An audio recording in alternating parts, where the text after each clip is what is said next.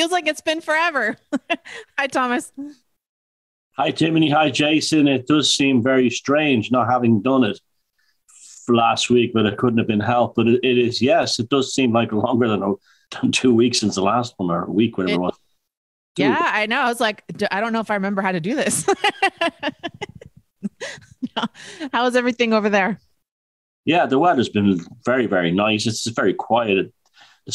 I'll be doing a psychic weather later to catch up for a lot of strange things going on. But yeah, the weather's very pleasant, but there's a strange vibe in the world at the moment, which we'll be talking about later. Yeah, I have to agree. It's like some mild discomfort. Everything's going great. I have no complaints, but just something in the air. Mild discomfort is the best way to put it. Staying busy, staying focused, staying active. Make sure that's very important. Keep on doing things, be creative. Gosh, especially now. Yeah, big time. What did you say earlier? Jason's recovered from his what did you say? He was the his chocolate sheriff's badge was shooting up Dodge City. He's recovered from his shitstorm. We Irish are very good at the metaphors. You have to remember that. Yes, I have recovered from the flying shitstorm of the year 2022. Thank you all for the well wishes. I appreciate it. I was out last week, and all the DMs and text messages and calls and everything. I love you all. Thank you. That you all helped me feel better, a lot better.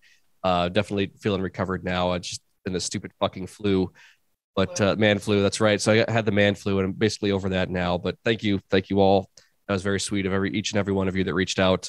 And thank you for everybody tuning in here on Facebook to the live stream today. That got you over here in the comments. Hello to everyone, and hello to all of our Patreon supporters as well. You guys make this show possible. The whole American side of Beyond Room 313 over here on this side of the pond. We appreciate that. That's patreon.com/BR313 for the American side of Beyond Room 313. That's Timothy and myself. We got that one over here. That goes for paying for microphones, the gear that's over here on the other side of the camera that you can't see, and trips and all the projects we're working on. So definitely thank all of you for each one of your monthly subscriptions. That's what's up. All right. Well, okay, here we go. You guys ready to do this? Okay. Scientists discover a yellow brick road in a never-before-seen area deep in the Pacific. An expedition has discovered an old dried-up lake bed paved with what seems to be a yellow brick road on a deep sea ridge just north of the Hawaiian Islands. Nautilus, an exploration vessel presently studying the... Wow, I'm going to try... They're big Hawaiian words, so I'm going to try this. Liliuokalani Ridge inside the Papa... I'm not even going to try it. Yeah. Papa Hanaohomakuakia Marine National Monument. I apologize. I butchered that. I apologize. I mean, no disrespect. Came upon the striking scene by happenstance. Following a description of the undersea phenomenon as a dried lake bed, a post on the Nautilus website provides further information. What seems to be a yellow brick road leading to the mythological city of Atlantis is really an example of active volcanic geology from an ancient time period. Earlier this week, the Nautilus team uploaded a video to the official Nautilus YouTube channel. There are additional videos of the team gathering rock samples and making observations about the marine life in the area. Despite the fact that it is lying under hundreds of kilometers of water, the lake bed uncovered by researchers on top of the Nootka Seamount seems to be remarkably dry. The crew communicates over the radio that the ground seems to be similar to baked crust that might be peeled off. Given how quickly the ocean is being destroyed, it's encouraging to watch marine experts get enthused about new findings. However, it's disheartening to realize coral reefs are bleaching once again, wildlife are living amid plastic wastelands, and experts predict that a mass extinction is on the horizon. Well, that's that. So they found a road to Atlantis. Yellow brick road. Well, Aside from the ridiculous comments in that series show about that report about mass extinction and the sea is dying and all the usual crap, it does look like a man-made thing. It wouldn't be Atlantis; it'd be Lemuria. It was in that part of the world, or Cthulhu, right. Cthulhu land or something, Rael. But I mean, you know, nature does produce some mad-looking things like the Giant's Causeway and stuff that does look man-made, but that really does look man-made. You know, I mean, you know, you look at Easter Island and all those massive statues. That had to have been a mountain that was once on top of a big land mass, and because there was not enough resources on that island to produce all those statues, and even the labor or anything to actually make them to happen. So there was obviously much more land and resources and food and everything there to play with. So that must have been the sea was lower. It's, you know, it's working on this Atlantis film with Neil. It's made me realize how, you know, you think like, well, the ocean beds are there forever and the land is there forever. But you start to realize that with this glacial crust displacement thing, that the sea can come up and land can go down at a blink of an eye. And maybe there was, you know, tens of hundreds of thousands of years ago, south of Hawaii, or tens of thousands of years ago, above land civilization, and blump, it went down as well. Agreed. That's what I tend to think with this, is that there are, like I always say, there's cycles of civilization that exist, and that these can go above water or underwater in little to no time, and that this is probably another instance of something that was once above water that's now under the ocean. Just like I still tend to think that the Saharan desert last cycle or whenever was underwater. If you just look around at like the way the Sphinx and everything, or the pyramids are all covered in sand, it looks like, if you've ever had an aquarium, it looks really similar to the way like aquarium decorations get sand distributed around them. So I tend to think that these cycles of civilization just happen, and we're in one of those civilizations. And you know, soon enough there'll be, you know, a Walmart parking lot that people are that the geologists of the next civilization will be finding this temple underground. Yeah, this temple from the previous civilization that they called Walmart. They'll find, you know, a Walmart underneath the ocean someplace in Texas with everything nearly intact underwater. But I tend to think things like this road is left over from, if it's on that side of the continent, it's probably the Lemurian civilization. If we look that if we consider that those were two, one on the Atlantic side, one on the Pacific side, they would probably be Lemuria or something to the extent. But yeah, I tend to think we look around the planet and you find artifacts of these previous civilizations everywhere. And I know that somebody gets in there, whether it's the Jesuits or whomever, the disinformation agents go in there, make all these flat Earth type of connections to it. Some of the stuff that comes along with like the mud flood and Tartaria research gets really waters something legit down into something that it's not. I think, you know, when previous civilizations come up, there's either two things that happen. They're dated way too near in history, or they just get explained away as something totally trivial and ridiculous, or the psyops come in, you know, the Jesuits or whomever, and mess up the whole narrative, and suddenly, you know, there's no such thing as mountains and there's just giant trees and things like that. Those videos come along and lump it all together in one big unbelievable mess. But again, there are previous civilizations, and the remnants of them are everywhere. And this road is probably one of them. Yeah. So, yeah. I'd agree with that. Another thing, I'm glad you brought up the Sahara thing, because there was almost no interest in Atlantis for centuries and centuries and centuries. No, there was no real talk about it. There was no real investigation of it, except for the French. When the French antiquarians started going into Egypt, it was before the Rosetta Stone was found and they could actually, you know, were able to decipher hieroglyphs. They were going mad looking for any kind of information they could that would actually help them understand Egypt. And one of the things they looked to was towards Atlantis and Plato's stories. And up until, say, the time of the Enlightenment, so the early antiquarians, 1600s, late 1600s, the French ones they put out the idea that the Sahara Desert was underwater as part of an extended Mediterranean. the Atlantis was above water, and the islands of Tenerife, which are quite small now, would have been about the size of Britain and Ireland at the time. And then that seesaw effect happened where Atlantis went down, and then the crustal displacement pushed the Sahara up. And that's why there's all sea creatures and shells in the middle of the Sahara. Now, it's hard to carbon date them. It's hard to carbon date shells because it's basically like stone. But this was the theory that the French antiquarians had, that the Sahara was under the sea when Atlantis was above. And when Atlantis went down, a seesaw effect happened. You'll see that we'll work on the film that myself and Neil and the book. We've got some antiquarian drawings from the British Library we discovered. But you'll see that there was and that's actually been found to be scientifically and true in the centuries since. They knew very little about plate tectonics and crustal displacement back then. Now they do. So in many ways, those early French antiquarians who made this theory about the Sahara and Atlantis were on the money. They were probably right. And also, this was something similar may well have happened in the Pacific around like always one of the things that always amazed me was look at the vast. You ever see how big the Pacific is? I mean, it's absolutely colossal. Right? How did these Maori people, or these Polynesian people, they're basically the same race, colonize at these colossal distances?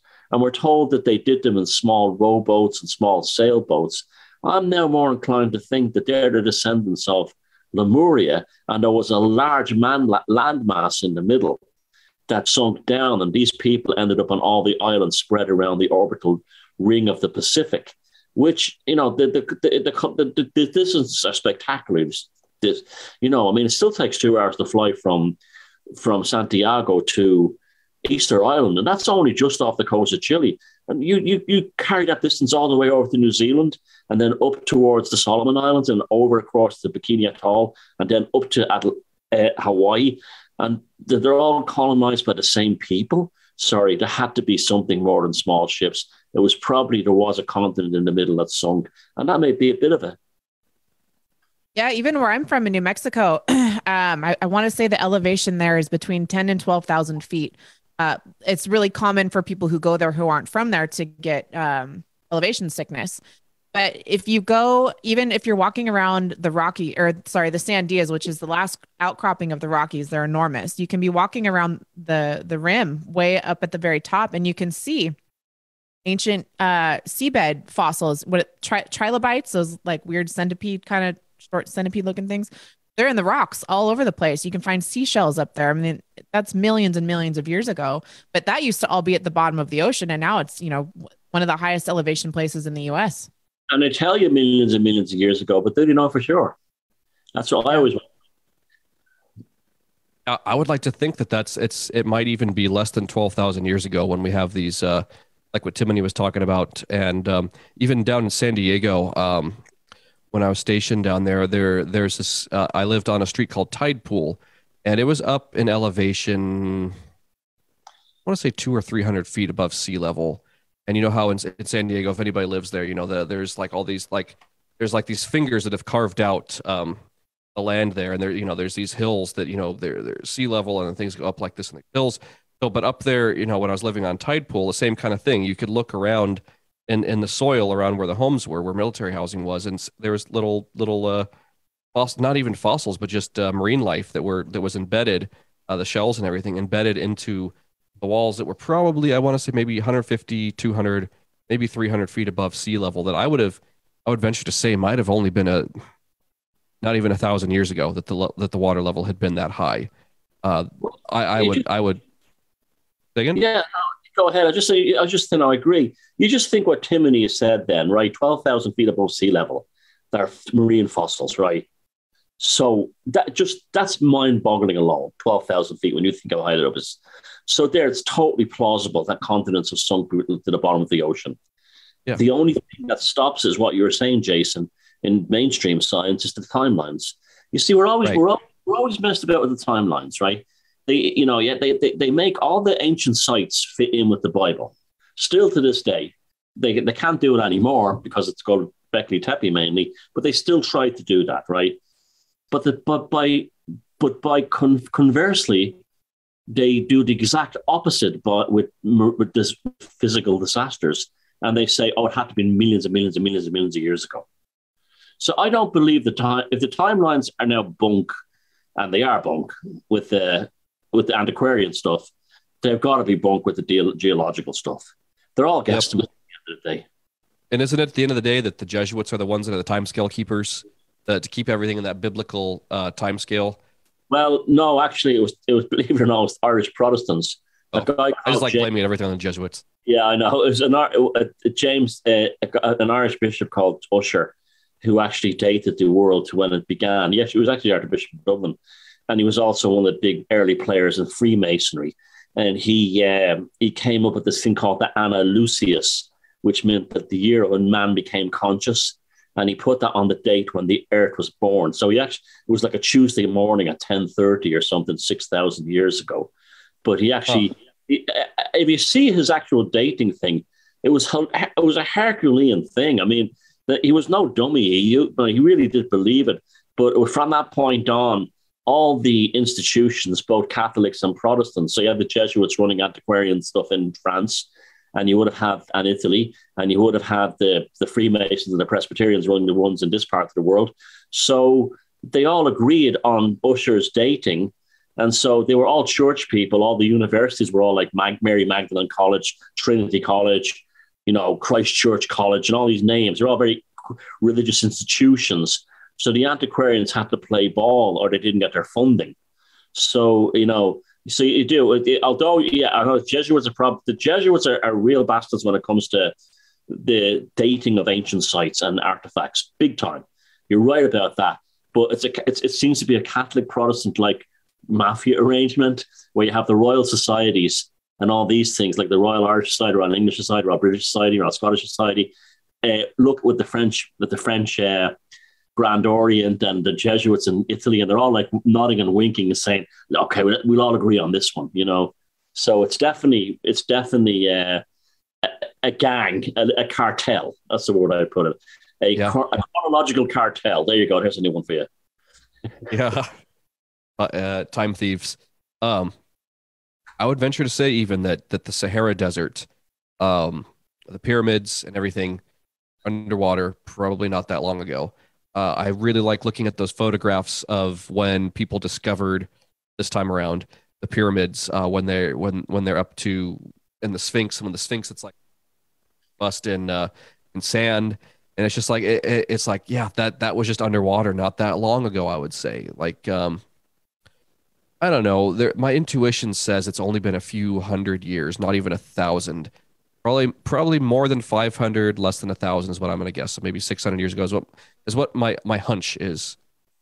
Well, Jason, I can add to that in a way. The way about 30 years ago, Robert Bouval and then later John Anthony West and others came with this concept that there was water erosion on the Sphinx. That's absolutely true. That's when they said, rain, that can only happen. That's what I'm saying. They said that can only happen by thousands of years of rain, but that can also happen by sudden water melting and seawater, which is more abrasive because it carries salt and sand. It's far more abrasive than rainwater. And that could have happened because of a massive tsunami or a sudden loss of water that was there in the area, and that pushed that thing up. So although we all agree, and people like Robert Duval and John Anthony West deserve tremendous credit for pointing out that this thing is much older than they say. Just look at the erosion. The thing is that as far as I'm concerned, I can't decide whether it's thousands of years of rain erosion or a few days of intense seawater erosion. Or even maybe a few centuries or a few millennia of being underwater, like an aquarium decoration. If it was closer to the surface for a while, it could have just been sitting there getting the underwater current, rubbing little fine bits of sand and material over it, and then the part that it's covered up to its neck now could have been when during the cataclysm that caused the water level to lower, whatever event that could have put that final little bit of sand on top of it. But is what I'm thinking. I whatever way it went, I think all of that was underwater not that long ago. And there are also, you can look at some of the imagery of the ruins that are found in the eastern side of the Sahara over, Morocco kind of area, where you can find buildings that look like, they could have, there could have been a vast civilization across the entire North Saharan part of the continent there around the same time. So there's all those ruins that are there that are sticking out of the, and there's that kind of like Badlands, Scablands area down in the kind of Morocco as well. So I think there's a much deeper and richer story, more interesting story to what's going on with this than academia and mainstream media will allow it to be. Mainstream media and academia likes things to be really, really, really boring and mundane, like the life on Mars thing, with these little single cellular or multicellular organisms, and people freaking out, going, "Oh my God, there's life on Mars," and everything. They like keeping secrets revealed to be very incredibly lazy, mundane kind of discoveries. No eureka moments, nothing really exciting. But I think the history of this planet is incredibly exciting. I think the history of the solar system and this planet and every other planet in the solar system and all the moons, there's probably something incredibly rich history about all of it that there's probably bits of it written down in stories that have come across as science fiction, whether it's from Lovecraft or with anybody else, Heinlein. There's these stories that I imagine have leaked out little bits of what the actual history it is, because people have these dreams, these memory recalls that are coming up in their unconscious into their dreams. So One more classic weak and strange tangent I want to throw into this. In the late 1700s, there was an enormous tsunami that destroyed basically Portugal. It destroyed most of the city of Lisbon and killed nearly all the inhabitants. And it was actually the end of the Portuguese Empire. And as a country, Portugal has not recovered since. And the tsunami happened in approximately where Atlantis is now, where Plato said it was. And the water the classic tsunami thing, the water went out to sea. Now, it went out to sea not only in Portugal, but in places like Cornwall on the west coast of Ireland. That's how big the thing was. And people were mostly killed because they said, in Portugal in particular, that when the sea went out far off the coast, they saw castles. And they all ran out to see the castles. And unfortunately, we know what happened next. It happens, it's a classic tsunami story. If you don't have it in living memory, you don't know what these things are. But yes, that was a thing in southern Portugal, people saw, and in southern Cornwall, in England, people saw castles, and they ran out to explore the castles under the sea, and then the sea came back in. But there you go. There's another smoking gun and all that stuff. Yeah, I like it's tragic, but that just resonates so much that there would be right there off the coast. There would be ancient ruins. Would be fascinated by it. I probably would have been one of those people writing down to check it out. I could very easily see myself. If you didn't know what a tsunami was, if you're natural instinct. Yeah, like, holy shit, look at that stuff out there. Let's go take a look at it. That's exactly what I would do.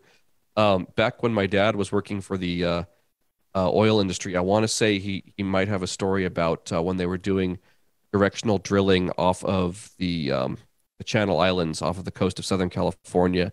I think he said something about they might have run into hitting structures that might have been down there at the bottom of the ocean or a little bit beneath the surface, that they might have with radar technology or something run into some buildings and structures that were there off of the coast of the Channel Islands.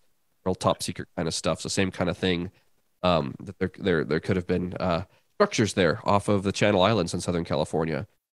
And I like I said, I tend to think that these civilization cycles just come and go, and there are probably cities in every major metropolitan area on the planet that have the streets and the basic base layers of buildings that have been rebuilt on top of that were left over, or entire buildings that have been repurposed from the previous people that built them.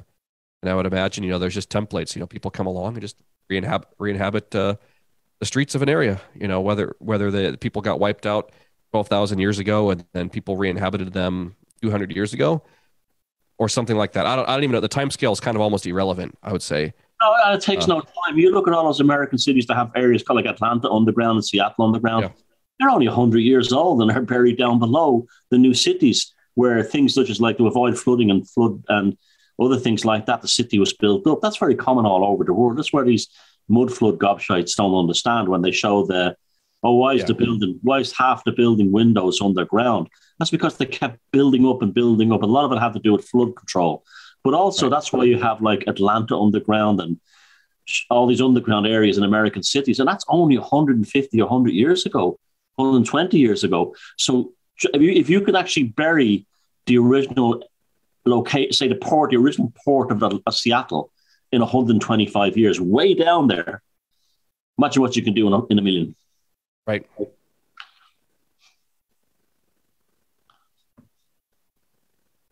Brilliant. Good discussion. All right, you guys ready for the next one? Yep. No. Shut up, Jason. Mysteries of the Mariana Trench, megalodons and intelligent underwater civilization. Leading specialist NOAA, which is the National Oceanic and Atmospheric Administration, spoke about the possible existence of large unknown predators in the ocean.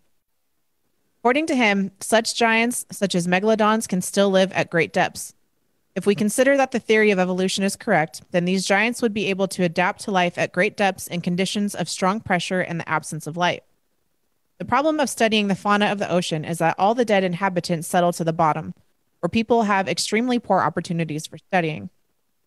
In addition, another factor that greatly hinders research is the rapid decomposition and eating of the bodies of the dead by various creatures. Based on this, we can assume that at depths of more than 2,000 meters, we have discovered only 1% of all possible biological species. In 2003, a research apparatus was lowered to the bottom of the Mariana Trench. Already at a depth of 6,000 meters, silhouettes of creatures whose size reached 10 meters fell into the camera lens. However, it is impossible to say for sure whether they were sharks, fish, jellyfish, or squids. In the Mariana Trench itself, the strange thing happened then. The apparatus was subjected to a real attack. The steel side of the vessel turned out to be deformed, and the cable, capable of withstanding incredible loads, someone or something tried to cut or bite. By 2018, the number of dives has already exceeded 20 times. True, most of them did not give sensational confirmation of what happened 15 years ago, until an episode happened that remained a mystery. During the study of the bottom of the Mariana Trench, the apparatus recorded flashes. Scientists have deciphered them as the luminescence of deep sea inhabitants. For several hours, the device collected data on the fauna of the deepest points of the oceans. As soon as there was interference, the broadcast was interrupted. The research probe managed to be raised and saved only thanks to incredible luck. Numerous scratches were found on its surface, and the video recording was lost due to severe damage to the equipment. This set of circumstances is difficult to consider normal. Indeed, in order to disable an expensive apparatus with a reinforced body, it is not just enough to be just a shark or a huge squid. Interrupt the broadcast, a representative of the oceanic fauna had to break the skin of the apparatus and then begin to interact with the instruments directly inside the research probe. An audio recording of this dive has been preserved. For the breakdown, the sensors recorded a growing rumble. It was very similar to mechanized, but it was not possible to establish the exact cause. There are 3 versions of what happened. 2 of them are held by NOAA employees. First, the devices were attacked by a large unknown creature, perhaps a megalodon or a similar representative of the fauna. The second, the Mariana Trench, of course, is inhabited by various forms of life. They, living in extreme conditions, could acquire the most powerful shell flaps or claws that can damage the skin of even such a durable apparatus. Conspiracy theorists believe that in this case, there was a manifestation of intelligent beings, probably representatives of an underwater civilization. Precise instrumentation damage and a growing mechanized rumble suggest that this could not have been a chaotic attack by a large squid. The depth of the Mariana Trench makes it one of the deadliest places on Earth. Forever covered in darkness, water temperature is below 0 degrees Celsius. What makes it near impossible for life as we know it to exist is the extreme water pressure. 8 tons per square inch increases with depth. Despite its immense distance from everywhere else, life seems to be abundant in the trench. Well, that one sounds very Lovecraftian, Thomas, and something you might find a little bit interesting. the thing with that is, you know, the story we were all told when we were kids in school that there's an asteroid or a comet wiped the dinosaurs out. Well, and created a darkened earth. There's no way that would affect the animals. If those giant dinosaurs at the bottom of the ocean, they would not have been affected by that at all, because they live in a completely, they might as well live in a different planet, the conditions they live in compared to the surface. So if the dinosaur story is true, I don't know if it is or not. I've often had doubts about the whole paleontology thing when it came to dinosaurs. And I've even gone as far as watching Christian channels about the dinosaurs, expecting to to laugh at them and make fun of them. And as much as it kills me, tears me up inside to agree with Christians, they presented some very plausible evidence that the whole thing of the dinosaurs could be just a big load of bullshit. And those bones could be anything. And they're just basically just picked up and all glued together to make a shape. And so on. They could have been marine creatures that he put a tailbone on and made a T-Rex and all this other stuff. And a lot of these bones that they have of dinosaurs are actually extrapolations. They're saying they don't have the heads of many of them, but they said they probably had a head like this. And then they make a plaster version of that. There's so much that goes on with this paleontology stuff. It's if there's one science that lacks real credibility, it's that you could probably tear a massive hole in. But having said that, if that thing was true and that they were wiped out by this thing, they would survive at the bottom of the sea. Now, people are so stupid, especially today, that they don't have any understanding of just how vast the bottom of the ocean is. Like that previous article that you read out, Timony, about, the ocean is dying. Just in the Mariana Trench alone, the bottom of that trench would be the size of Europe and North America put together, and that's just one small part of the depths of that ocean. And yet they see a few plastic straws floating off the coast of San Francisco, and they think, the seas are dying, this kind of thing.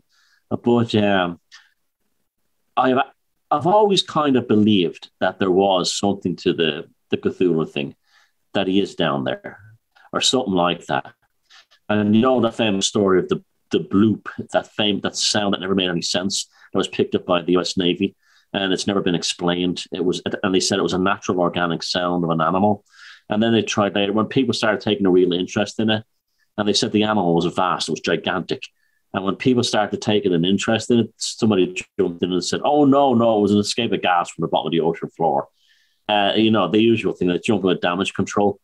But it's just weird that, I have no doubt there's some massive creatures down there yet to be discovered. And another thing too, I was reading about U-boats, and German U-boats, both in World War I and World War II, reported monsters more than anyone else, and giant sea creatures that were unknown. And the reason was the German U-boats were very, very small. They weren't massive things like the Americans and the Japanese and the British had. They were like these nifty little things.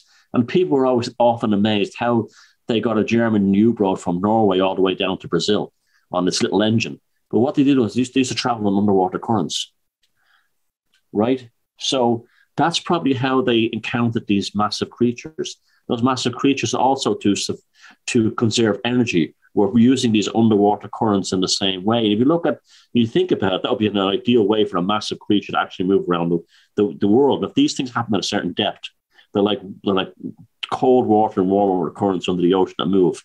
And the Germans, instead of building big, powerful submarines, they kept their small ones and learned about how to use these currents to move along instead.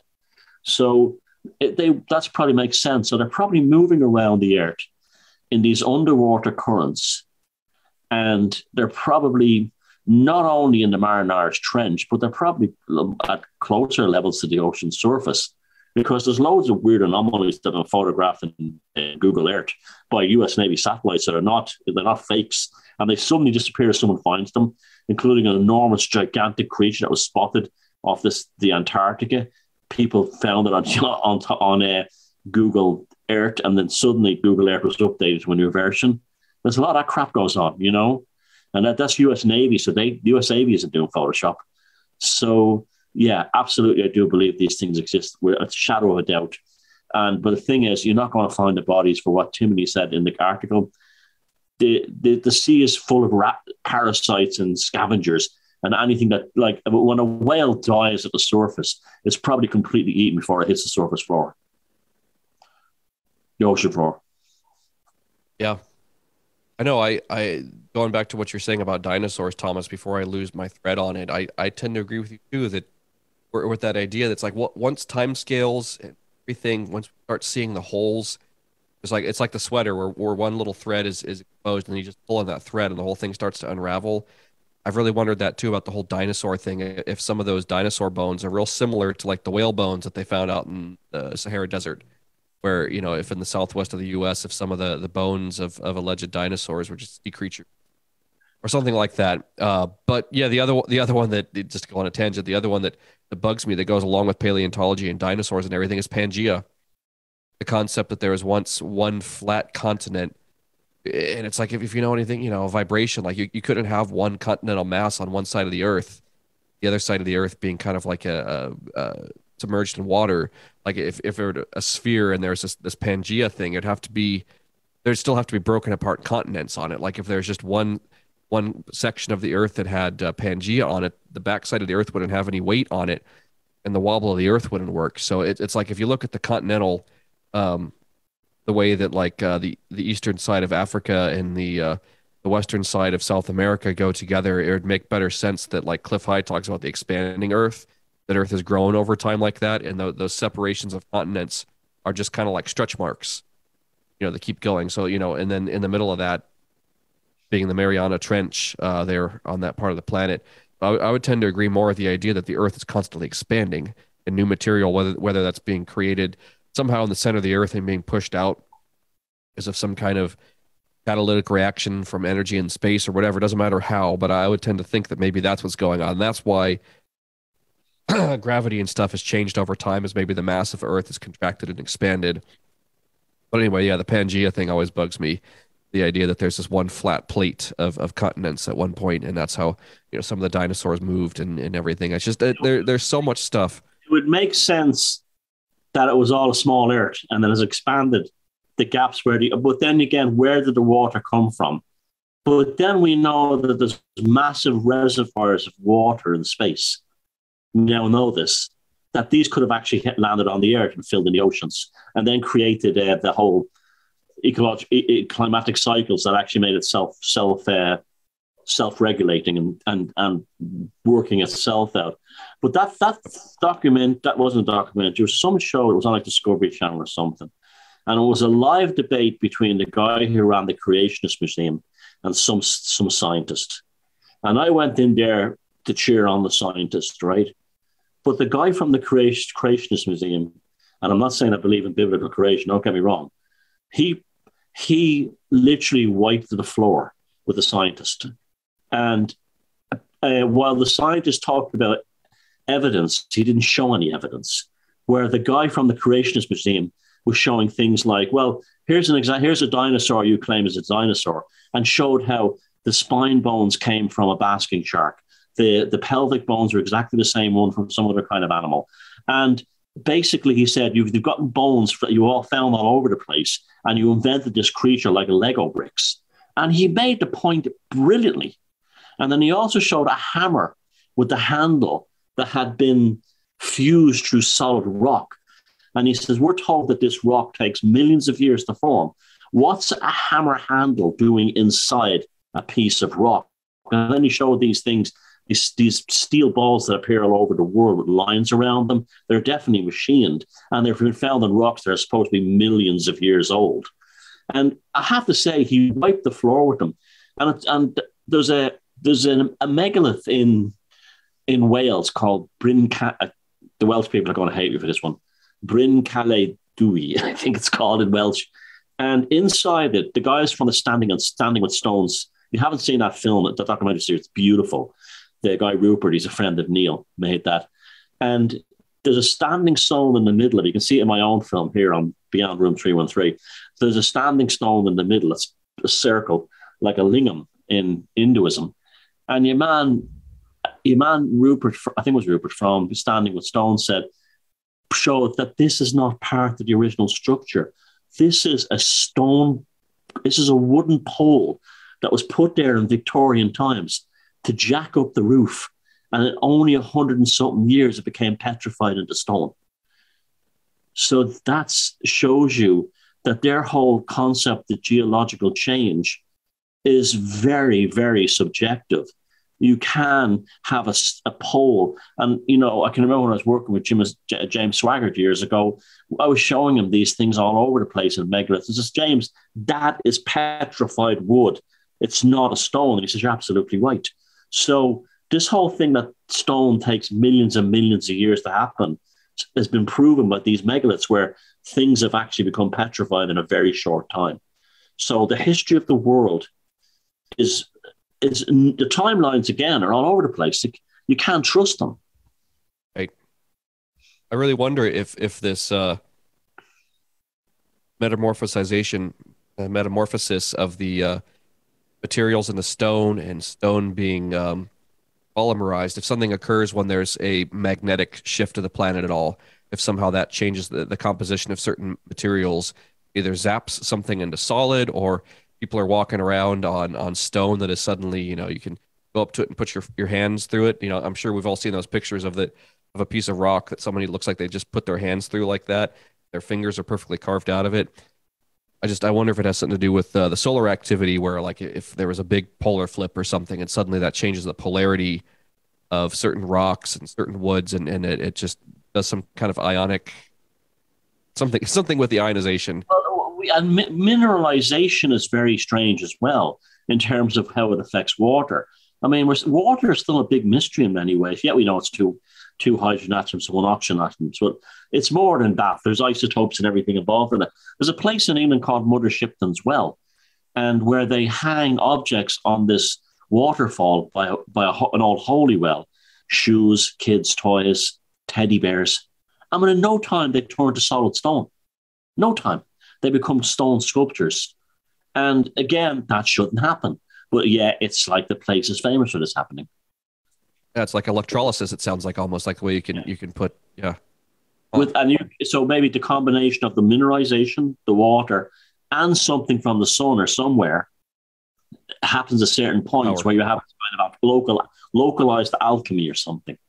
Right. Or just like somehow harnessing that energy from the sun or the atmosphere, the way that when you're using electrolysis, you have the electrodes clamped onto the whatever you're trying to electroplate, something like that. There's got to be a way to do it.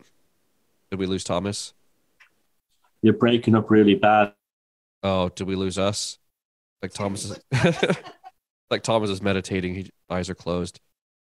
Facebook, can you hear Thomas better, or can you hear Timony and Jason better? If we get something in the comments to see if it's our internet or his internet.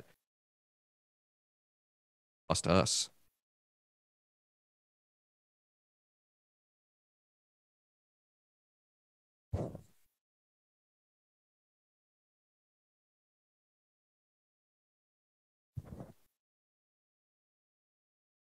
Timony and Jason. Okay, so we're still here. No more Thomas. Let me do an internet speed test.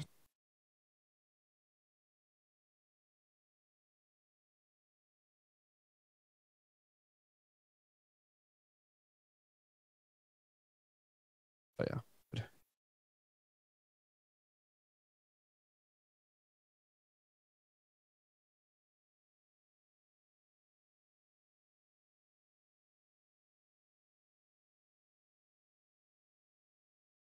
Okay. All right. So Facebook says they can only see Jason and Timony.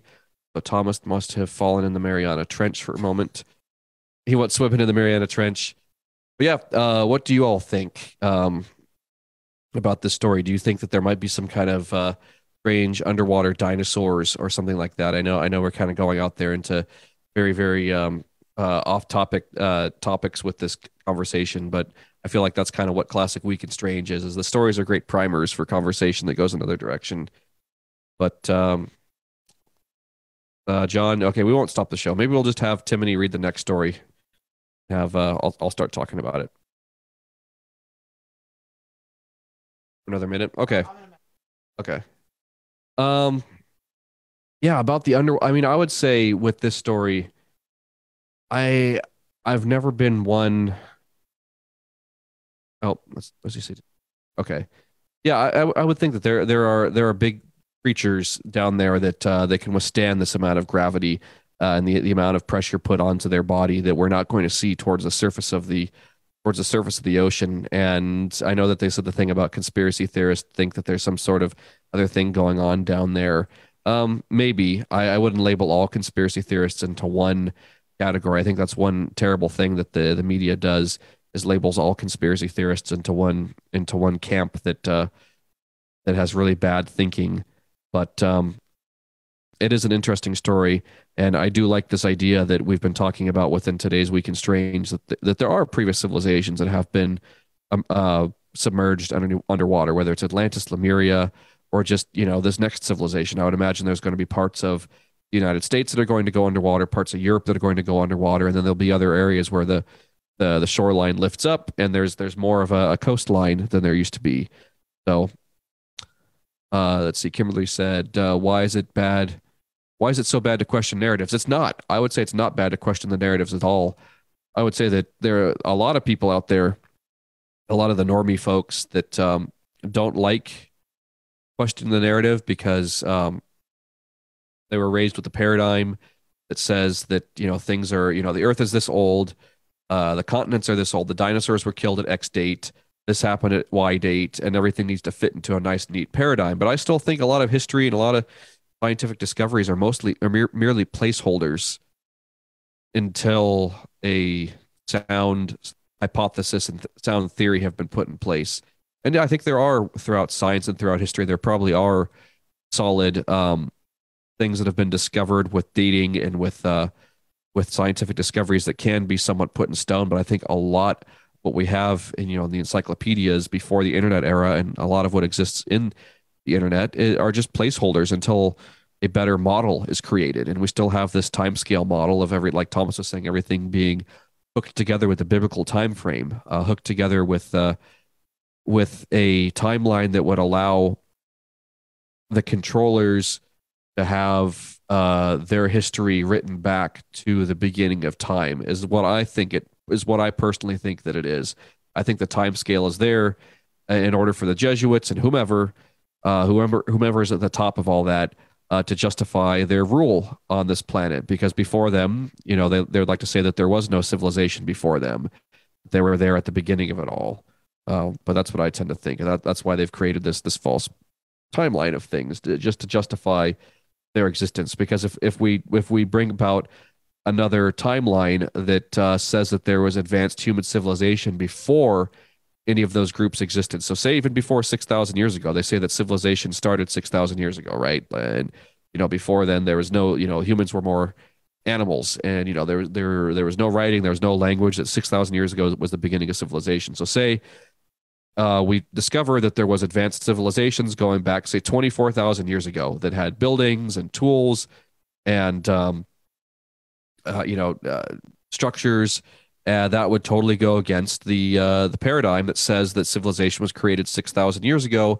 And at the very beginning, there were people walking around in loincloths that they were making tools out of pieces of rock strapped together onto wood with copper fastened on there, and that's what early man was, and that today the highest that man has ever been. So I think that's why this is done, is so that the people who run the game can justify their rule over everyone. And if there were another paradigm superimposed upon that, it would make their rule over this paradigm a lot more difficult.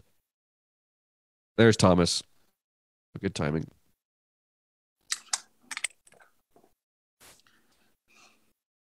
And he's back. Yeah, thunderstorm. Oh man, nice. But yeah, I know. So that's that story. Yeah. All right, carrying on with timelines. Here we go. The mysterious case of a group of people traveling through time. Temporologists around the world come across dozens and hundreds of evidence of spontaneous time travel. So far, no one has managed to travel through the timeline intentionally. Stephen Hawking, I hope you do that impersonation again, being one of the largest theoretical physicists, rejected the possibility of time travel. But in 2012, he abruptly changed his mind to the opposite. Modern science is increasingly asking the question, is time static or not?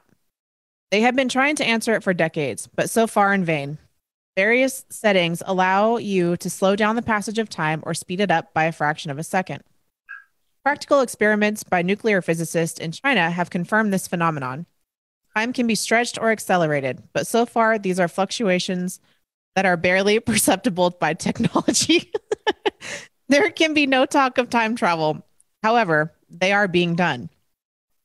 According to some sources, in the summer of 1994, Chinese researchers from Yunnan University traveled to the Vietnamese border to investigate a supposed UFO landing site. Local residents said that near Jinji Township, Yunnan Province, a rounded object sank into a forested area. When people got there, it turned out that right in the middle of the forest, a deep hole had formed in the ground. Whether the mysterious device took a sample of the soil or it dug a passage in the ground was not clear. The incident was reported to Kunming and then to Beijing. A group of scientists was organized, which later studied the sinkhole in the ground. It turned out that at a depth of 63 meters, there was huge deposits of quartz. There were no traces of the object anywhere, but obviously the locals would not have been able to dig such a deep passage into the ground. A group of specialists took measurements, interviewed locals, and stayed overnight in the Jinji settlement. The event repeated itself overnight. The greenish ball again descended to the indicated place. Awakened researchers hurried to the scene and also witnessed an inexplicable phenomenon. Literally 10 seconds after arriving at the failure, a ball flew out of it and disappeared from sight. In the morning, the experts again went down to the bottom. There is much less quartz left. Moreover, a certain cavity was discovered. Risking their lives, Chinese researchers penetrated it. The cavity was a circular chamber measuring 10 meters long, 8 meters wide, and 4 meters high. It was not processed. The walls were different layers of rocks. There was some noise, and the passage to the cavity was blocked. The rescue operation lasted 3 days, but it was not possible to find the researchers alive or dead. So far, 6 specialists from Yunnan University have never been found. However, lovers of conspiracy theories do not at all consider the loss to be real. According to one version, the participants in those events were transported in time. Written evidence from 1953 was found that 5 exhausted and dirty people in strange clothes, not typical of that time, came to the Jinji village. The fate of the 6th participant in the events has not been clarified. They insisted that they were employees of Yunnan University, but the official request did not confirm this. It is logical because then they were not even born. Local authorities responded quite harshly to all attempts to show documents and tell something. After a public flogging, people were sent to a correctional colony where they died in the mid-60s due to unbearable living conditions. Thus, China may have experienced a time travel of almost half a century, from 1994 to 1953. Can the story be considered a series of coincidences? It could have if in 2007, the Yunnan Provincial Prosecutor's Office did not conduct an investigation at the request of a group of students from Yunnan University who believed in a conspiracy version of what happened in 1994. It turned out that the names of all 5 missing specialists coincided with the names of the defendants in the 1953 case. Another paradox. In 2010, the Chinese authorities initiated a new study of a quartz vein in Yunnan province. No hole was found in the ground. Moreover, georadar did not detect any voids in the ground to a depth of 100 meters. But quartz was found. Maybe it was this substance that contributed to the movement of specialists in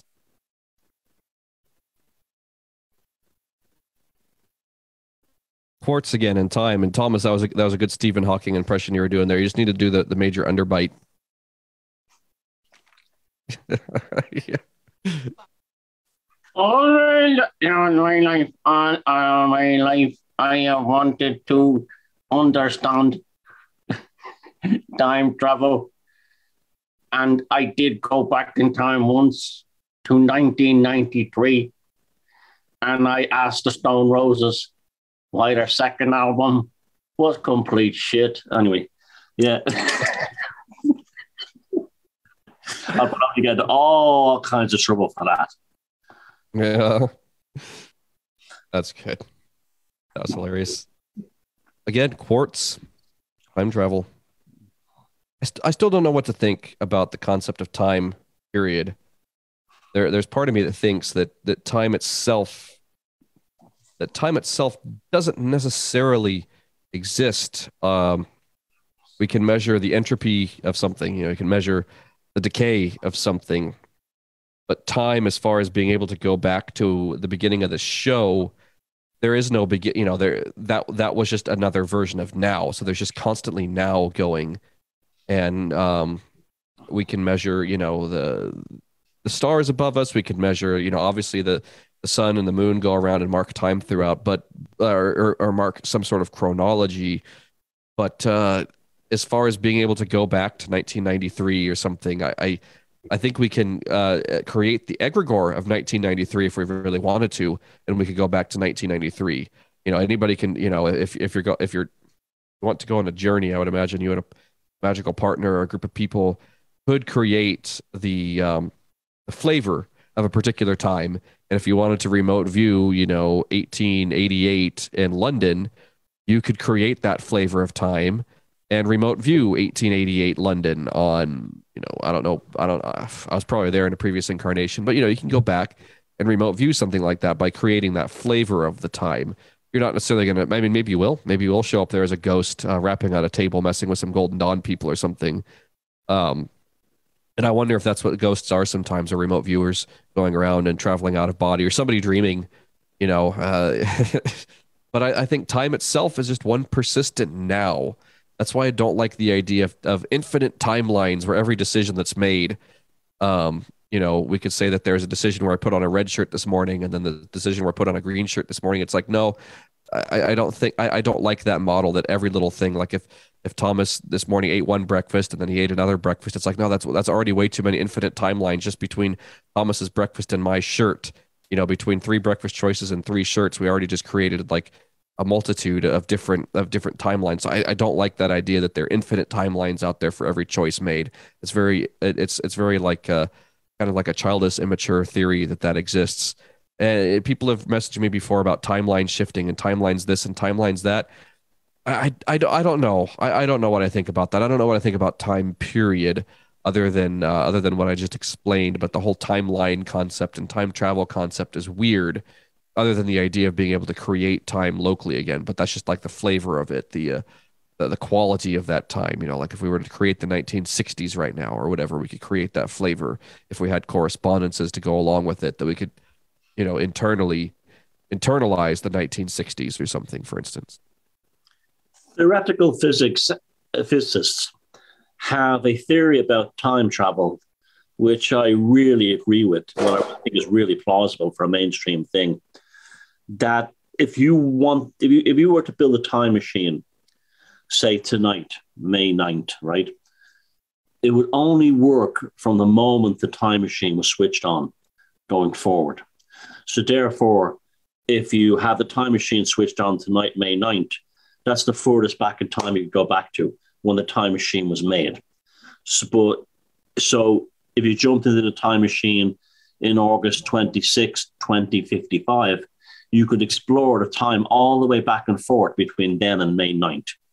That makes a lot of sense to me. I think that's a very plausible mainstream theory, that if you build a time machine, it only works in the moment it was switched on or on. So therefore, you can't go back in time before the commissioning of the time machine. So you couldn't go back to May 8th. Okay, that is one thing to look at. Another thing I was thinking about recently, it's funny that you brought this story up, is that I was thinking of cellular memory. That cellular memory or ancestral memory could be a form of time travel as well.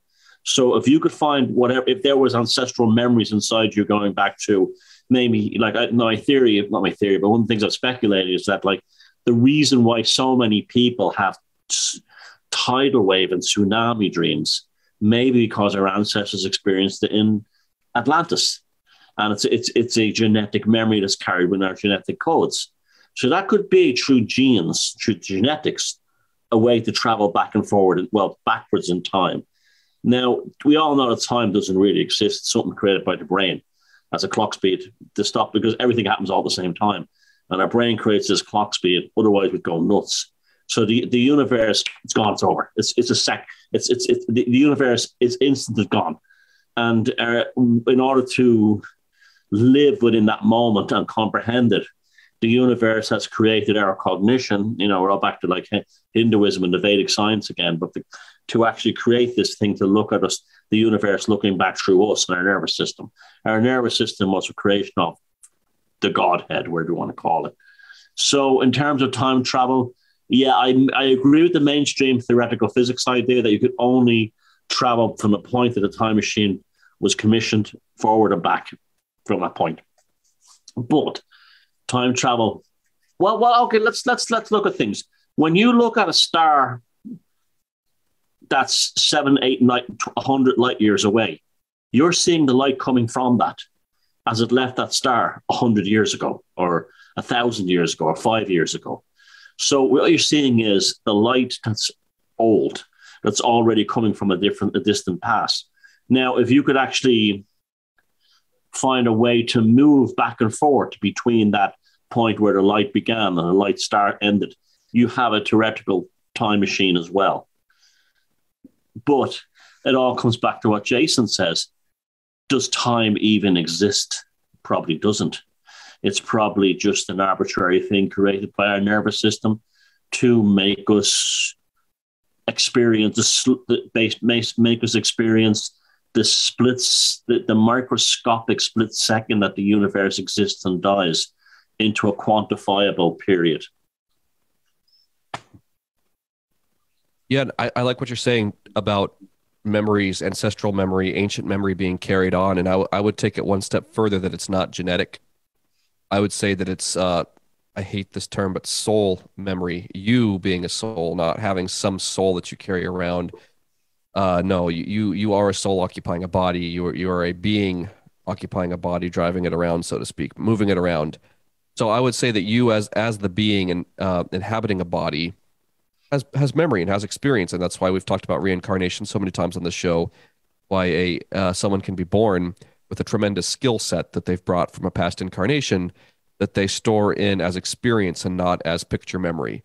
Like Thomas, you can play guitar from picture memory in your mind of having played a guitar through this incarnation. I can play drums, picture memory of having played drums before. I can make those images in my mind, and I can bring back that muscle memory of what it feels like to play drums. But when there's a skill set that comes over from having lived in a previous body, there's no imagery that comes along with it, but it comes along with experience that can be brought across that firewall of incarnation and reincarnation. Like so savants. Say again? Savants. Yes, like savants. Yeah. And that idea that experience, both traumatic experience and pleasurable experience and mundane experience and whatever experience, all of it can transcend from incarnation to incarnation. So I would think that yes, there is genetic memory, and you can have genetic incidents of a particular group, a racial group or ethnic group carry about, like that trauma can be carried along. Or whatever that experience, good experiences can be carried along within a genetic group as well. But I would think that there's also something that goes a little deeper than that. That before maybe there could be memories that we all carry that existed before the current genetic makeup that exists here on Earth has now. So maybe the genomes that we all exist in as 21st century humans are X number of years old, and there's memories that we as beings have that predate the genetics that we currently exist in. And so I don't think that all memory is necessarily genetic. I think there is genetic memory, and that's one thing. And then there's also beingness memory, that we as units of awareness that are aware of ourselves being aware, we can bring memories with us from past incarnations, regardless of what body we lived in, regardless of what shape, size, color, genetic makeup body we lived in. It can go beyond the genetic part of it. It can be something just like the reincarnation thing, where a kid is born and can speak some language or refers to a previous a previous mother or a previous, can refer to those things just like they're looking at the pictures on their mind of it. I would like to say that Atlantis and Lemuria and whatever other things are in our history are experiences that we have locked away, especially when enough people have shared those experiences and then something that somewhat resembles that experience comes back again and triggers the memory of it. I would say we're going through times like that again, where, all the things that have occurred since, 2020 and beyond, there could be little triggers in there that collectively re-stimulate the event that we all experienced, I don't know, X number of years ago with Atlantis or Lemuria or whatever it is. If enough people have shared that experience, enough people are going to start vibing with it again, so to speak. About the perception of time, I'll tell you a tragically beautiful story. You'll probably find it on YouTube if you look.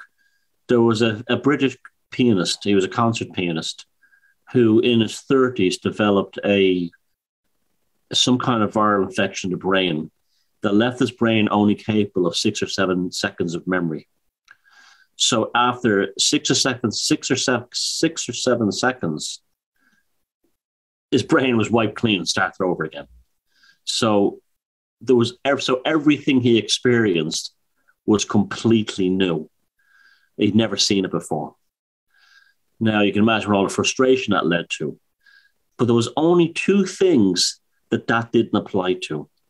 The first one was that he could actually play any piano recital, any suite from that he knew from beginning to end, regardless of how long it was, without well on beyond the 6 seconds, the complete suite, and how much he loved his wife.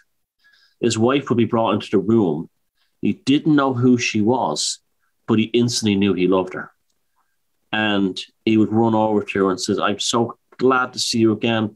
It's like, I really, really missed you. I just can't live without you." And then 6 seconds later, he would come over and go, I'm so glad you're here. It's been so long since I've seen you." So the 2 things that remained in him was art and love. And that, like, if that's not the soul, what is the soul, Yeah. I'm really grateful for time, as it can be a motherfucker from time to time. But think about trying to learn something new. I'm not a slow learner, but I'm a methodical learner. I need to, like, in my mind, slow things down and take things step by step by step. When things are happening too fast, I can't record it and I can't remember it. It's very hard to recall it and get that into my memory. And also, if everything was, and probably everything is all happening at once, but it wouldn't do us any good to process things that way. We wouldn't get anything out of it. Just the vast amount of information would be way too much. And we wouldn't be able to record it or use any of it. But also, if everything was happening at once, say you had a really strong negative emotion, an anxiety or something of, something, we all get that feeling of impending doom sometimes. And sometimes it's an intuition and sometimes it's just our own whatever. But yeah. If you want to go into that realm of, thoughts or things and, and I do believe that that's real. I think when you can harmonize your thoughts and your emotions and your feelings, that you make things happen faster. But we'd be in a world of shit if everything that we thought and felt happened all at the same time. Sometimes we'd get some good outcomes, but how many times have you just hoped and prayed and wished for something so badly, and then, a couple months or years or whatever down the road, you figure out that was not a thing that you would have wanted in your life at all. And so we have to have that perception of all that stuff slowed down so that we can take our time through it and move through it in a way that's actually beneficial to us, where we can remember these things and recall. And, make a better future for ourselves, or whatever, if you want to use past, present, and future and all that. But so I'm grateful for time. Like I said, it can suck sometime, especially when things aren't going your way and you just feel like you're in a slump and everything sucks. But then, when things are going great, you wish that it would slow down more because it goes by too fast. But just for the purposes of, of learning and memory and being able to perform something later or have a new skill or whatever it is, just, remember a nice day out that you had. I like time for those reasons, and I'm glad that we have it. You see, we also have to be careful with this story that you read, are we confusing time travel with interdimensional travel? Because, are they experiencing past other dimensions? Are they experiencing past times? Or, it's what's really happening there? Is this other dimensions, or is it other, like saying you like the stories of Bow Street in Liverpool, people coming out of the train station, suddenly it's 1940s and they see the barge balloons in the air and people are dressed in 1940s clothes. Have they actually gone back in time, or have they jumped into a dimension where the 1940s version is parallel with the version that they're in? They've flopped over. So there's a gap. I think that's that thing, like, time. Go ahead, sorry. Yeah, so if time travel is possible, it's rather a case of not going back in time inside your dimension, but finding a dimension that's not out of sync with your dimension, either past or present, and jumping into that one. And that's why I think people confuse. I think there is a definite confusion between interdimensional travel and time travel. Yeah, that's a really good distinction to make. And I think that goes, says a lot to, the time is not cyclical thing. It's there's multiple axes that it can have, and you can travel, up, down, sideways, diagonally, forward and backwards, and all that kind of stuff. So it's just, in the movie Contact, when he's talking about, you think like a vegan, and then they fold that map, and it's, they're trying to look at it as just going from A, B, C, D, and then you have to fold the whole thing, and now it's a sphere. And so that's, the concept of time then just becomes this even greater, more expanded concept. So I think it's just however much you can handle at a time, but that is a good difference you pointed out there between time travel and dimensional travel. And probably at some point it's the same thing, but we're not, you'd have to be some level of mastery to be able to fully comprehend that and use it. Yeah, I agree. Yeah, I realize that I may have invalidated your point of view there, T, and I wasn't trying to say that time doesn't exist. What I oh no, but it brings a good. Nothing is invalidated. None of us are wrong. We have, you know what I mean. None of us are wrong. Well, I guess I was trying to explain a further point on that. Then is what I'm trying to do.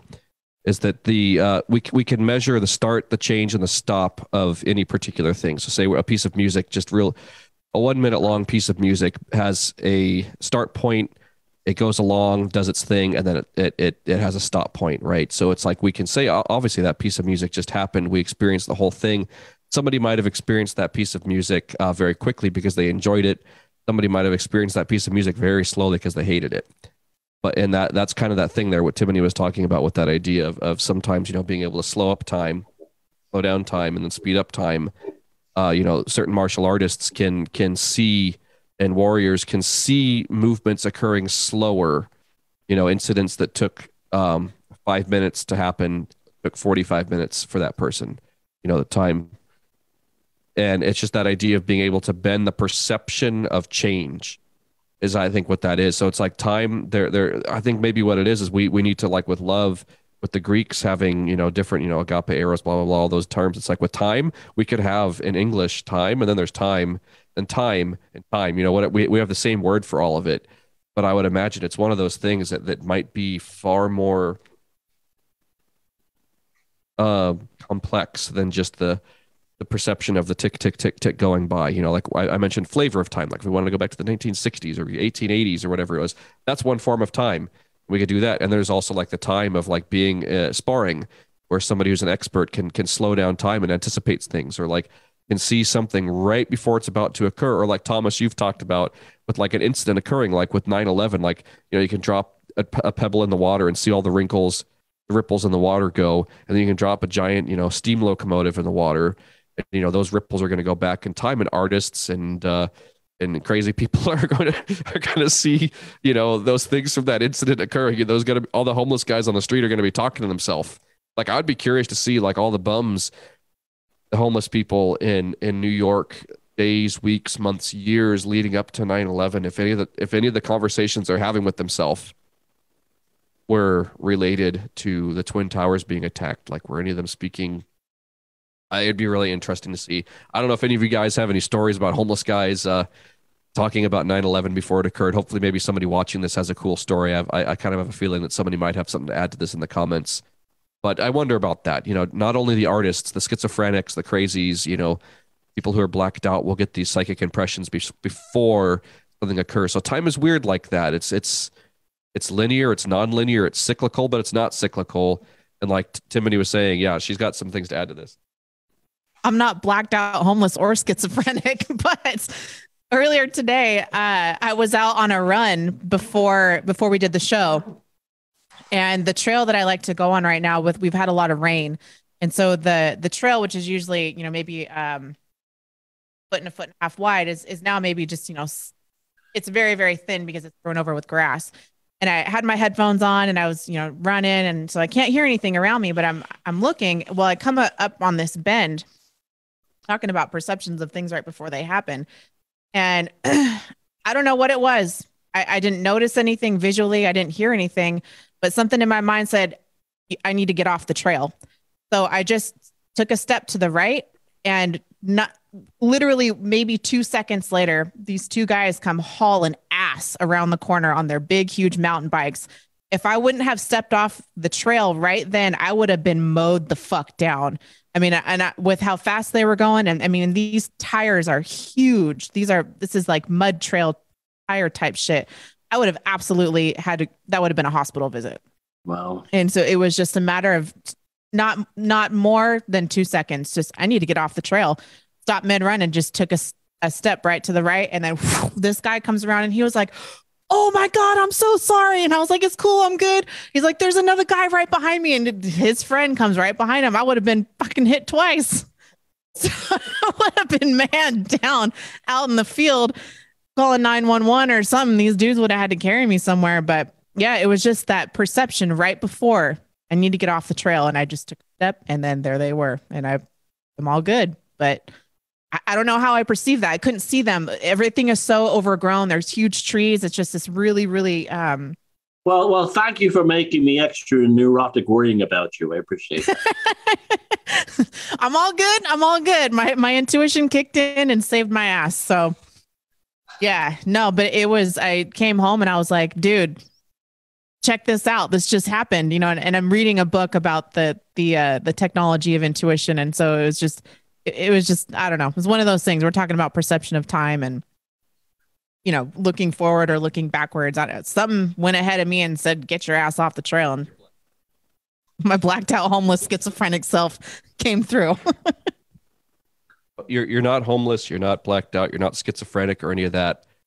But, people that have practiced magic and have practiced meditations and have worked with intuition, it's one of those things. The more you use it, the stronger it gets. And it's like the more people, I found with intuition, the more you trust that intuition, the quicker and more subtle it will pick up things. And just like that, you got that impression a few seconds before. And who knows, it's like that thing I said where an incident can have only lasted for this has happened to me, where something only lasted for 5 minutes and it took 45 minutes for it to happen for me. You might have perceived it as a few seconds. It might have literally been a few hundredths of a second that you might have jumped out of the way.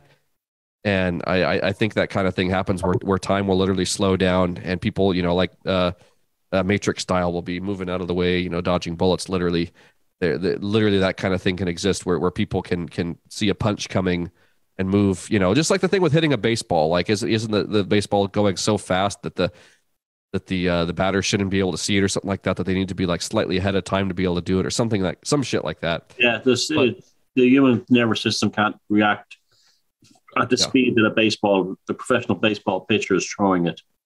Right. But there's loads of things like that in sport. Like Joseph Campbell always knew he was going to win or lose the race from the moment when he was a middle distance runner, when the moment the starting pistol went off. And I was reading something there, like the greatest soccer player I've seen in my lifetime, Johan Cruyff, the Dutch player. He said that he knew that he was going to score or not, no matter how far he was away from the goal and how many passes in between. He just felt that the ball was going to go in. So these exceptional sports people do have that gift as well. They do. It's more than just their physical bodies. The ones that push them to become legends, there's a supernatural quality to it as well. Yeah. John Stewart Price says he's a mechanic and relies on intuition a lot. Yep, my dad's a mechanic. Same kind of thing. Can just know. Oh, it's the alternator. Well, I told you about the guy that I used to work with, David, that could fix a television by just looking at it, or fix electronics when no one else could. He could do it. And sometimes it would just be a matter of opening the back, looking in it, cleaning it, and then the thing would work. You just clean the points, as you would say over there, or clean the contacts on it, and just dust it with a vacuum cleaner, and then the thing would come on, and all the rest would be like going to the circuit board with an oscilloscope, but there'd be no signal. It was like you had a gift to make televisions that were broken work, like that Uri Geller thing, Yeah, that's why it's like, again, we aren't the body. We're not a body with a soul, the way that the Abrahamics like to say. They like to consider people the body, and they have a soul. No, you are a soul that has a body. You are a being. Using the word soul, you're a being. You're a life force unit. You are something that doesn't exist in time and space. It's not even a something. It doesn't have mass. It doesn't have a wavelength. It doesn't have any form. It doesn't take any shape. But that being that exists, you behind the eyes, person talking, the person perceiving, exist. You have a body, and you can do tremendous things ahead of the ability of your body, like what Timony experienced, able to perceive that terrible thing that could have happened to her slightly before it happened, and just out of the way, just a little bit out of the way, enough to not get hit. I'd be interested about all those homeless people and the people that talk to themselves and all that. If anybody has any stories about 9/11, or even people who work as psychiatrists with people in New York before it happened, I bet there's some phenomenal stories in files somewhere. There's a great research project for an author or something. It's like anyone who is practicing psychiatry or in New York or dealing with schizophrenics to get stories off them. I'm sure there'd be amazing stuff would appear. Going back decades, I bet. Like, you could have been there in the 1970s, 1980s, 1990s, anytime. In and around Manhattan. Well, I talked about the time the day I left New York. I was on Chambers Street and I was coming back to Ireland, and I went down the subway to the number 1 train to go for the last time, and I looked down at Wall Street with Twin Towers there. This was 1998, and I said, probably the last time I'll ever see that view again. And meaning, I wouldn't come back here to live, that kind of thing. But my God, that was actually where I thought to myself, I'll probably never see that side again. And sure enough, the next time I came back to New York in 2017, I think it was, I was flying into Manhattan, and yet the whole Manhattan, lower Manhattan, it all completely changed. So it was true. I wasn't going to see that view ever again. It was true. My intuition was somehow picked up on something. I'm gonna say too, there's something also about dark humor. There's several stories out there of somebody receiving some kind of weird package in the mail, and they're like, oh, haha, let's not open that. It might be a bomb or something like that. And then they walk down the hallway, and their colleague opens the box, and they just left the room moments before this thing exploded and killed their coworker. Or, so and so is just, they're off the wall again today. They're probably going to come in here and kill us all. And it's, it's like it's a dark, humorous joke, but it's the messenger of their intuition telling them no, that, and then that dude or whoever it is comes in and actually does spray a round of bullets and kill a bunch of people. So it's like, and also have these different ways of like interpreting that. And also in a positive sense, lots of women will tell you stories that they were going out with their girlfriends to a nightclub or to see a band. And she says, oh, I'm going to meet my husband. I'm going to meet my husband tonight. And they sometimes really do. And they might have only said that once, Yep. Yeah. Or they see a guy and I'm going to marry that dude. And the next thing, or maybe not the next thing, but it does happen. All right. Well, I think this is a great segue into the psychic weather. I think thousands and thousands of people around the world are waiting for this one. Yes. Yep. So buckle up. Here we go. Is it bad? Is it great? Are you happy? Are you irate? The weekend psychic weather.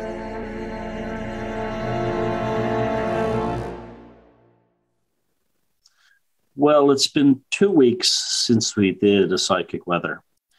And in the prior 2 weeks before that, I remarked how meh the psychic weather was. It was like, the still waters. It was like there was nothing happening.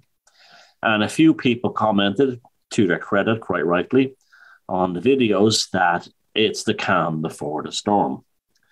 Now, last week we didn't do the psychic weather because Jason was sick and we cancelled the show. And then I said I'd probably do it on my own, but then I thought about it more. I don't want to do it because things were so convulsive. I did not want to do the psychic weather until I had some kind of clarity. And I don't know if I still do have clarity, but I haven't been feeling well myself. And it's not only a physical illness, it's also an emotional one. It's a psychological one. I don't feel right. I feel a sense of real tension in the pit of my stomach that's developed. Now, it was chaotic last week. It was noise. It was pandemonium, and nothing was clear. And funny enough, talking about tsunamis again, I went to visit the part of Sri Lanka where the tsunami, the famous one about 15 years ago that ravaged the Indian Ocean, hit. And in fact, the raven on the BR 313 logo was filmed on a boat there, photographed on a boat there. And there was a lot of people died there. And what happened was this the classic thing. The sea went out, and they said there was an incredible stillness in the air. And some people ran down the beach because I wouldn't have known back then even that that's what happens in a tsunami, that the ocean attracts. And all the animals ran up into the hills. Not only the elephants, but the cows did, the monkeys, the dogs, the cats, and even the saltwater crocodiles put their head up above the river and on the estuaries to look around like this. They knew something, but they're okay because they're waterbound creatures. But, it was in the Tamil part of Sri Lanka, so they're Hindus. So there was lots of sacred cows, what they call, the cows wandering around the streets. You see them all the time there. They all ran up into the hills. You could the bell in their neck was going dong, dong, dong, dong. And the dogs, there's loads of wild dogs and feral dogs living in Sri Lanka, millions of them.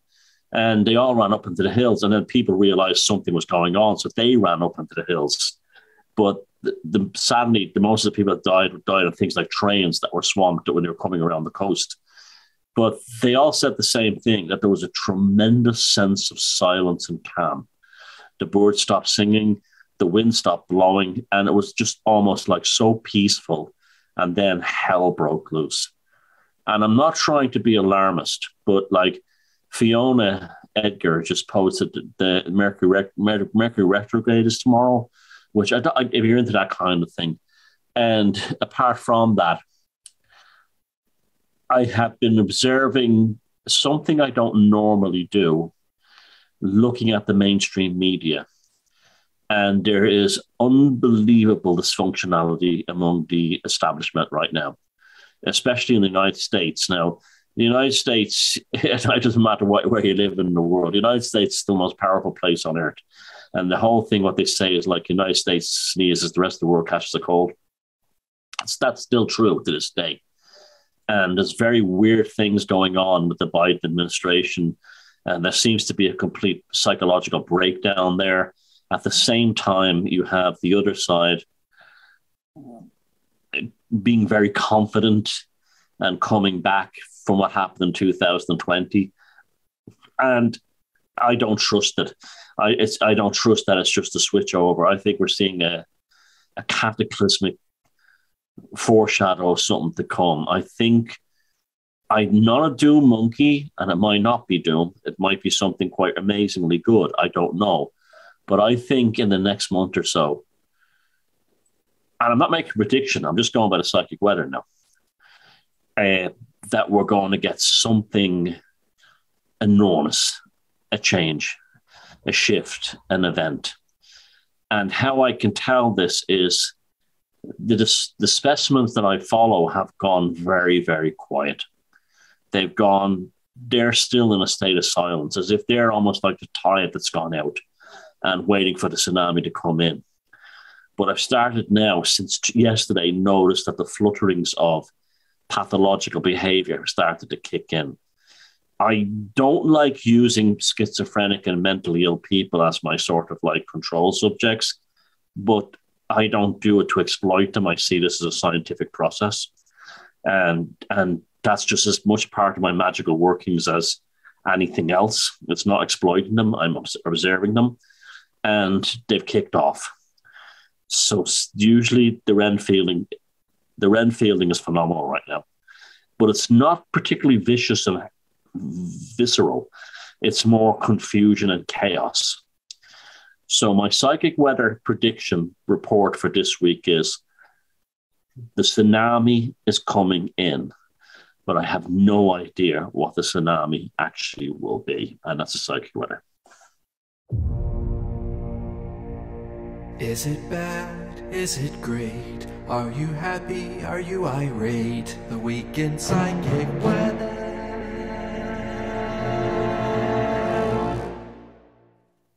You're so good at putting that stuff into words. I'm really grateful that we have you for that, among many, many, many other things, of course. But I have definitely felt that I'd say for sure the past week, kind of slowly ramping up.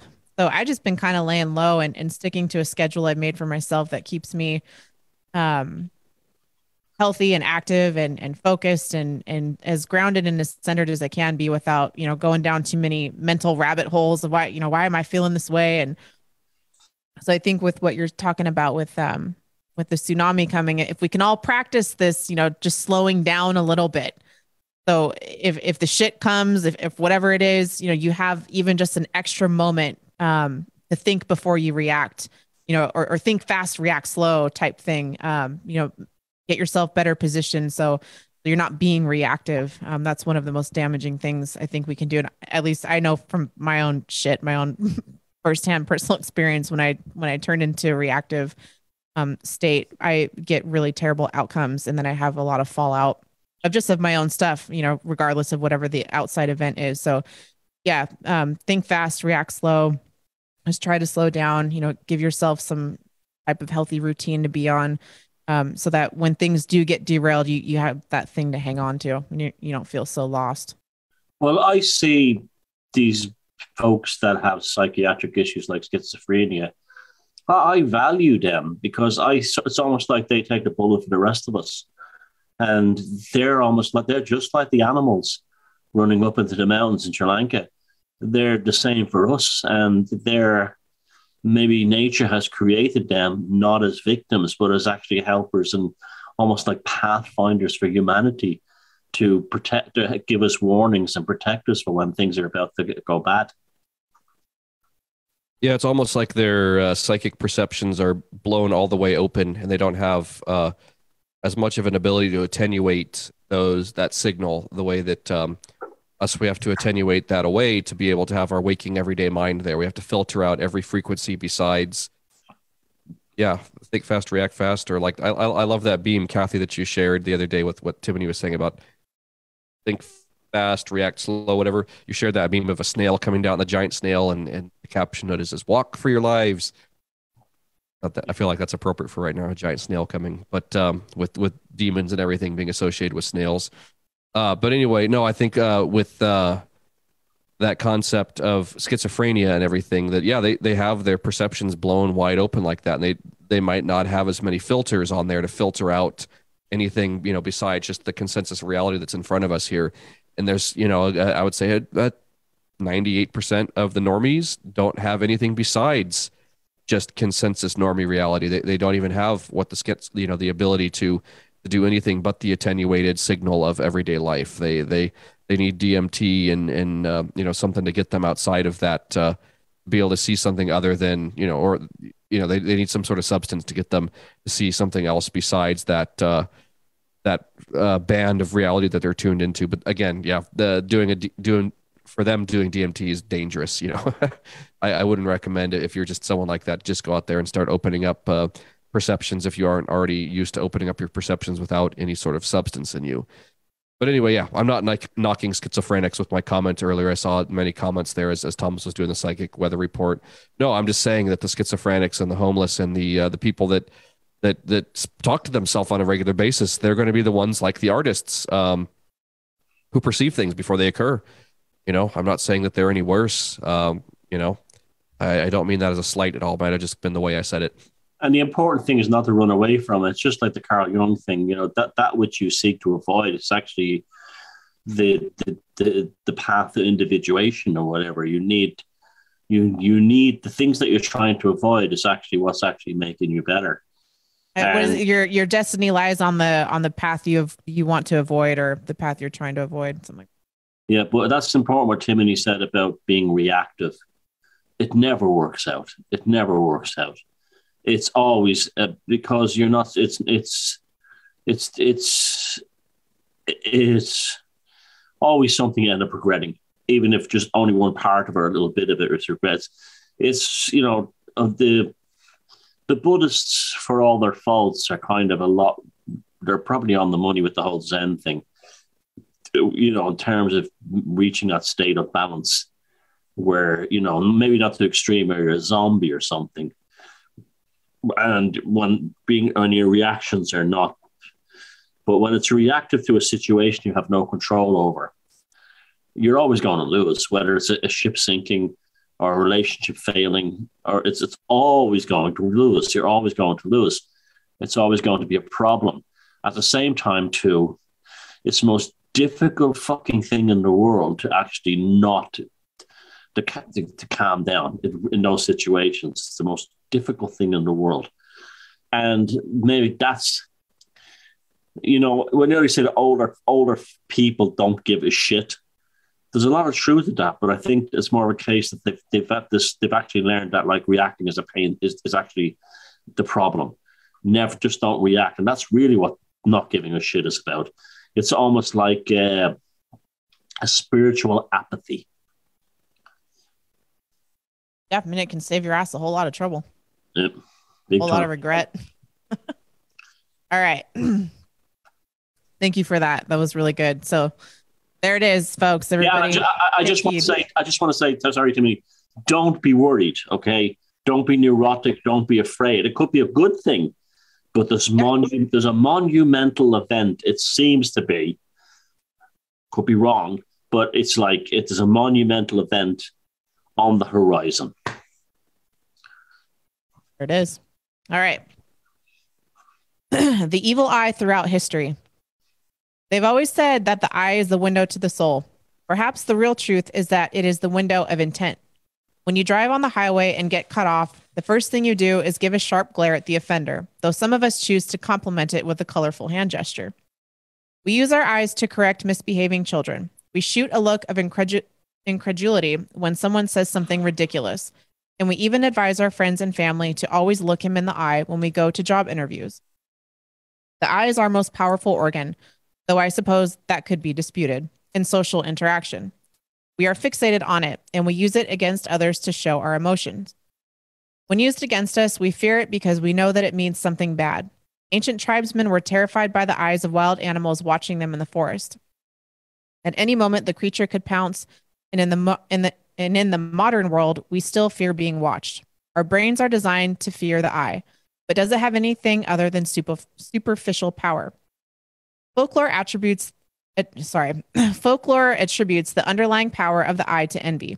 Coveting a neighbor's property was thought to create the evil eye, intentionally or unintentionally. Buying the neighbor's prize cow could have been at fault for its untimely death. Looking enviously at a prime crop could cause it to wither, and seeing your neighbor's wealth with envy could cause them to lose it. Children were thought to be particularly susceptible to the evil eye, a belief arising from the numbers of unexplained infant deaths before modern medicine identified their causes.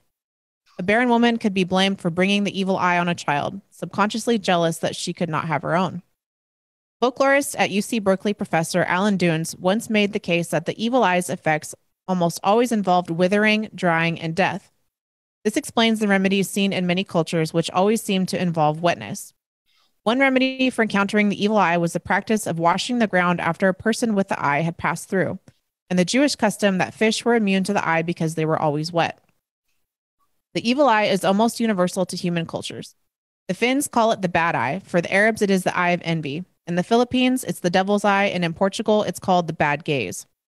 Traditional among some Muslim groups is to state whatever God's will as a method of warding off the evil eye and testifying that only What God wants to happen will happen. Sailors in some areas of the Mediterranean to this day paint eyes on their boats to counter the gaze of the evil eye and ensure a good catch. In Turkey, the symbol has even appeared as a large blue eye on commercial aircraft and on cell phones. Ancient Egyptians used the eye prominently in their symbolism to protect the spirits of the dead, and even the Bible gets in on the action with the 10th commandment, with the word covet meaning to cast an envious eye. It's possible that the commandment itself might have been intended to prohibit casting the evil eye rather than to simply be envious in itself, though I guess it's better to be safe rather than sorry when interpreting this commandment. The Romans made amulets in the shape of phallus to ward off the evil eye, presumably by drawing its gaze away from the person and onto the absurdly large phalluses that they were prominently wearing around their neck. The Latin term for this type of charm is fascinum, from which the English verb fascinate derives. An odd variation of this concept is still alive today in the United States and Italy. A common type of horn-shaped pendant seen in nearly every jewelry store in America is the Cornicello. I've even seen them available at the local Walmart, and they remain one of the most popular gold charms on the market today. Sometimes called a ram's horn, most people in the US that wear them have no idea what they are, other than an attractive shape. The origin of this odd piece of jewelry comes from Italy, and it is intended to protect the genitalia and consequently fertility from the effects of the evil eye. Medical science and objectivity tells us that the eye cannot kill, though for centuries deaths were often attributed to the evil eye. In medieval Europe, witches were often identified and burned at the stake on the evidence that they had directed an angry glare at someone that resulted in their death. So frightened was the British court system of the evil eye and its bewitching powers that it required the accused witches being brought into the courtroom had to walk backwards. Countless tales exist that attribute sudden death to the evil eye, and people to this day continue to derive lifelong employment in some parts of the world for removing its effects. Garlic is often said to ward off the eye, and the color blue is believed to counter it as well.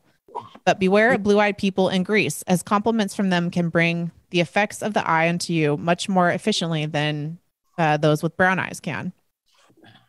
King Alfonso of Spain was one of the most prominent figures of the 20th century to have been said to possess the evil eye. Benito Mussolini believed it and refused to meet with him in person during a state visit.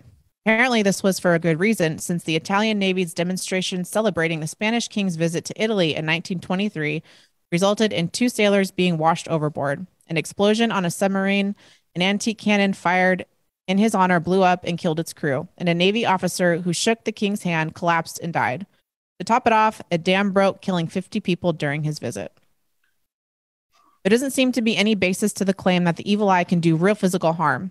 Any effect must surely be psychosomatic or coincidental. But with the myth of the evil eye being so widespread in human culture, even appearing in the most modern nations to this very day, one wonders why the superstition has had such staying power. Every day, some people fear to look us straight in the eye. Some people even go out of their way to do it. Either way, they are as focused on our eyes as the ancients were. In some small way, more mental than supernatural, the eye really does have power.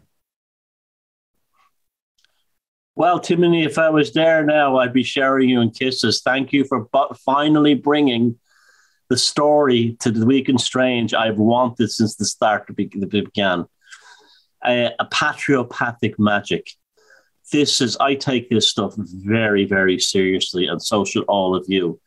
Now, first of all, you dumb fuck truthers, okay?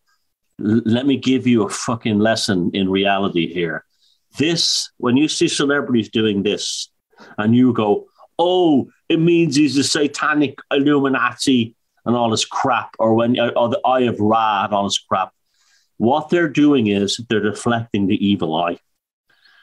It's been well known that if you cover one eye and show in a photograph, and you'll see me doing it over the years, or doing that one, you deflect the evil eye. The evil eye is a real thing. And people and you guys need to do it as well, you're getting more better known. The evil eye is jealousy. If people are jealous of you, dislike you, they can actually, enough of these maggots in huge numbers doing it, can project very damaging psychic streams towards you, not as individuals, but their collective patheticness. And therefore, that's why celebrities do this. That's why every single photograph of every celebrity has them doing this. They're not in the club. At some point, someone has told them, I'm having this really bad sensation. I feel like my energy is being drained ever since the movie came out and was successful. I should be really happy. And they said, get a photographer to take pictures of you for your next magazine article doing this. And it's gone. You deflect, you only have to do it once in one photograph, and it deflects the evil eye. And the evil eye is so, this is a patriopathic magic. The evil eye is so pervasive in folk magic. It's everywhere in every culture. Now, this thing of being the Eye of Ra, and they show that famous symbol from Egypt, that's only called the Eye of Ra through pop culture. No one, that thing doesn't have a name. That someone just called it that. Something to do with Ra. It's just an eye on its own, but it's probably a patriopathic magic. It's the same thing going back to ancient Egypt. The show one eye. Now, I don't know why covering one eye works, but it absolutely does. And it protects you from the evil eye. It deflects you with something, it rebounds the curse. So that's why celebrities are doing it. It's nothing to do with them being in the Illuminati. It's nothing to do with them being in the club. It's nothing to do with being some kind of gesture or anything like that. They're protecting themselves psychically. Someone, you know, people say that someone at some point approaches these celebrities and says to them, probably amongst their Hollywood parties and everything, make sure to get a photograph you do like that. Just make sure you get at least one photograph you like that. And that's what that's about. The evil eye is real. It's jealousy. It's spite. It's malice. And it was taken it's still taken very seriously in many cultures, like particularly in like the Middle East, Greece, Turkey, southern Italy. And there's variations of it. I create this talisman, which is actually a crab stylized as the evil eye in the blue color, just like you said, Timony. And I take this with me on my travels as protection. I made this from clay and I baked it. And that's, again, this is something that I take very seriously. It's a big deal. And you guys should too, actually. And so I would say to anyone who's developing a public profile, even no matter how small, get used to using a patriopathic magic, because it's the only way it can actually protect your life energy from malice and jealousy and spite and envy, because those things are very powerful forms of toxic energy forms that actually, as these individuals, as one or two, are all maggots. But when you multiply that by 1,000, suddenly that is a real power force, and you have to protect yourself. And if you're a big star like a Johnny Depp or someone like that, it could be the millions, you know. So that's why the celebrities all do this. No other reason.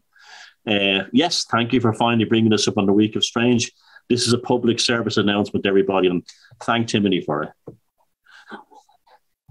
Yes, thank you for bringing this one on. It's good. The part that they said in this, that they wrote in this article about they used to consider, they said it's in some stupid ass way, but they said something about mothers used to worry that it was somebody that a jealous hag had come in and put the evil eye on a child. It's like, yeah, that's a very real thing. If someone comes along with that jealous intention, not intending to hex that child, but that bad intent can be transferred to that kid through those bad thoughts. That's why I don't like that whole thing where people pray for you. I think you made a video about this before, Thomas, about the praying thing.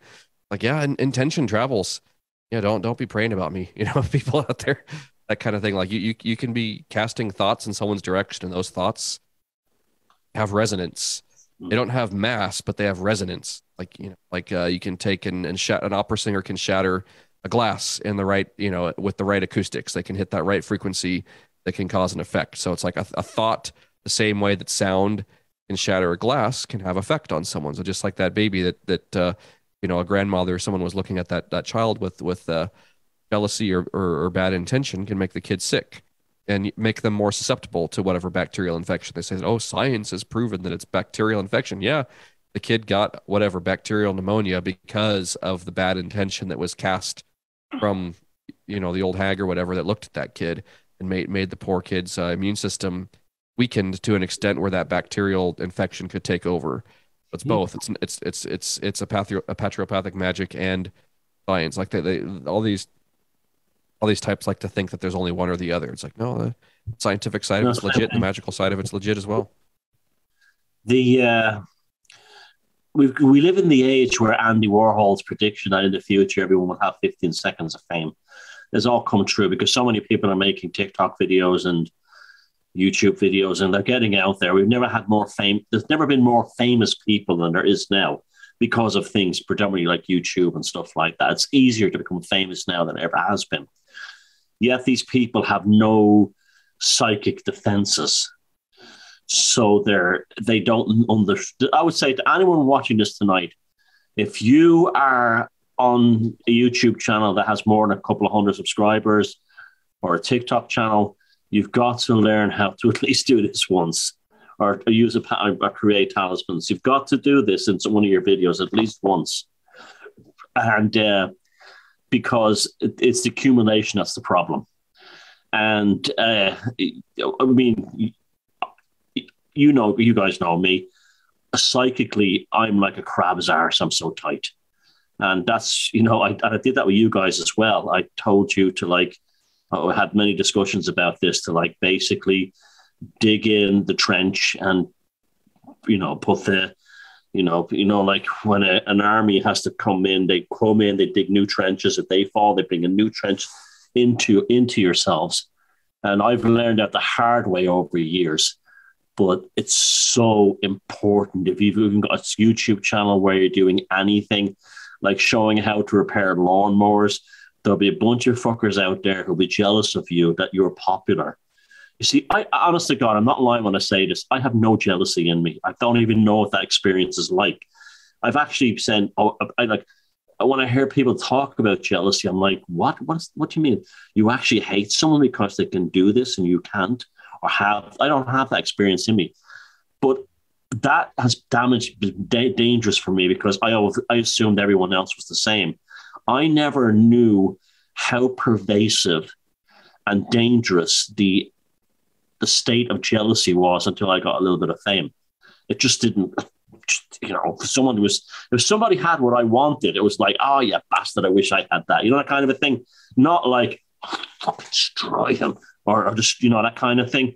And I never understood, I never really believed that there were people like that in the world. And yeah, there are a huge number of the human race. So that's where the evil eye came from. Envy is so common among people who don't achieve what they want to achieve, that it has such a psychic force that it could have a baby die of crib death or something like that, or a baby be deformed, or someone was jealous of someone who had a baby and I didn't, and this kind of thing. And that's why these Mediterranean cultures in particular are very, very wise to do all this stuff. So I always say this, if you have, I'm working on a music video for a friend, that's actually brilliant. I've actually protected them a little bit in the music video, because I know there's going to be people saying, oh, I wish I could do something like that. It's just a responsibility we all have to ourselves psychically. You have to be psychically like a crab's arse. That doesn't mean you hide away, but you protect anything that others can use to damage or hurt you. And it's usually the things you love that they will use to damage and hurt you. This so-called evil eye, this thing here, is actually a beautiful, beautiful thing that will save your life.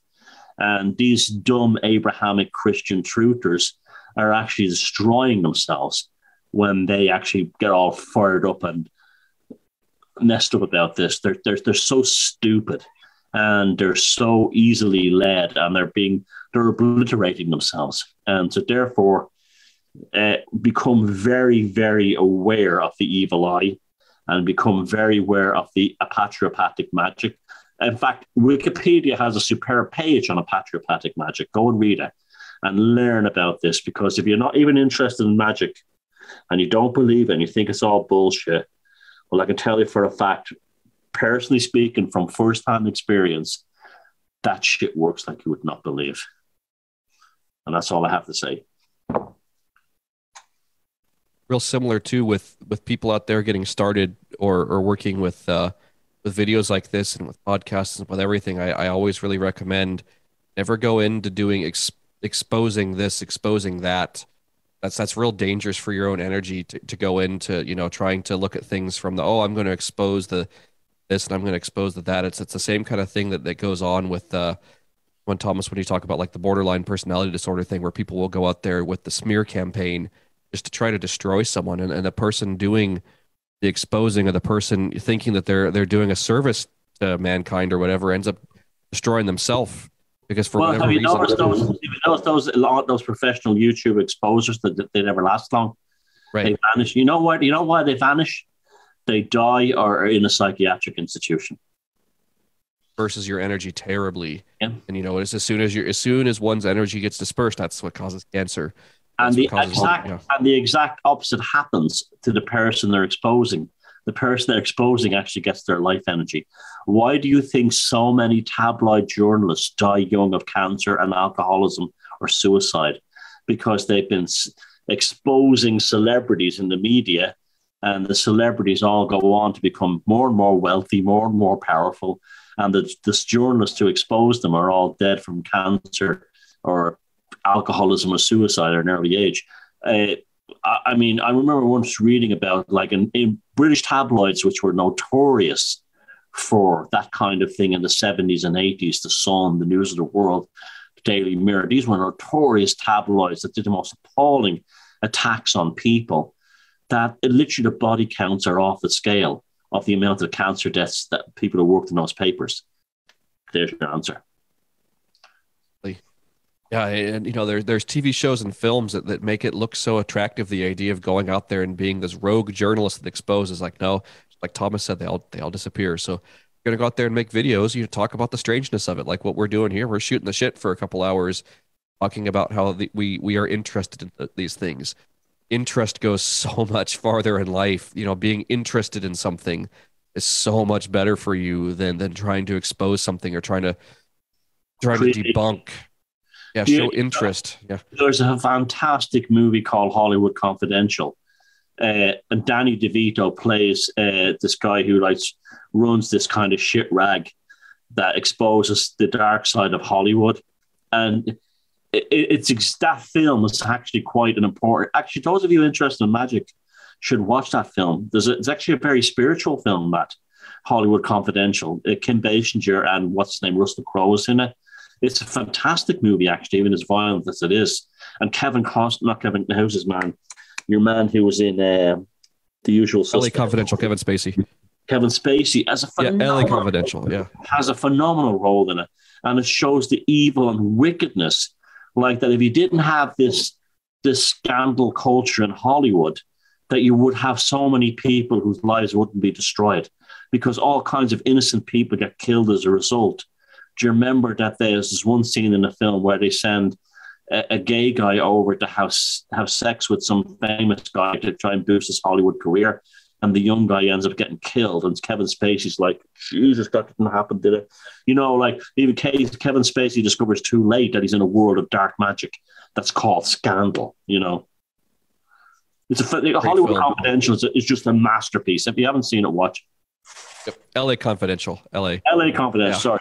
Yeah, great film, real film noir. Yeah, I love the aesthetic of it. Yeah, that black and white. And the Irish copper, who's the scumbag in it, reminds me so much of your man in that Halloween 3, The Season of the Witch.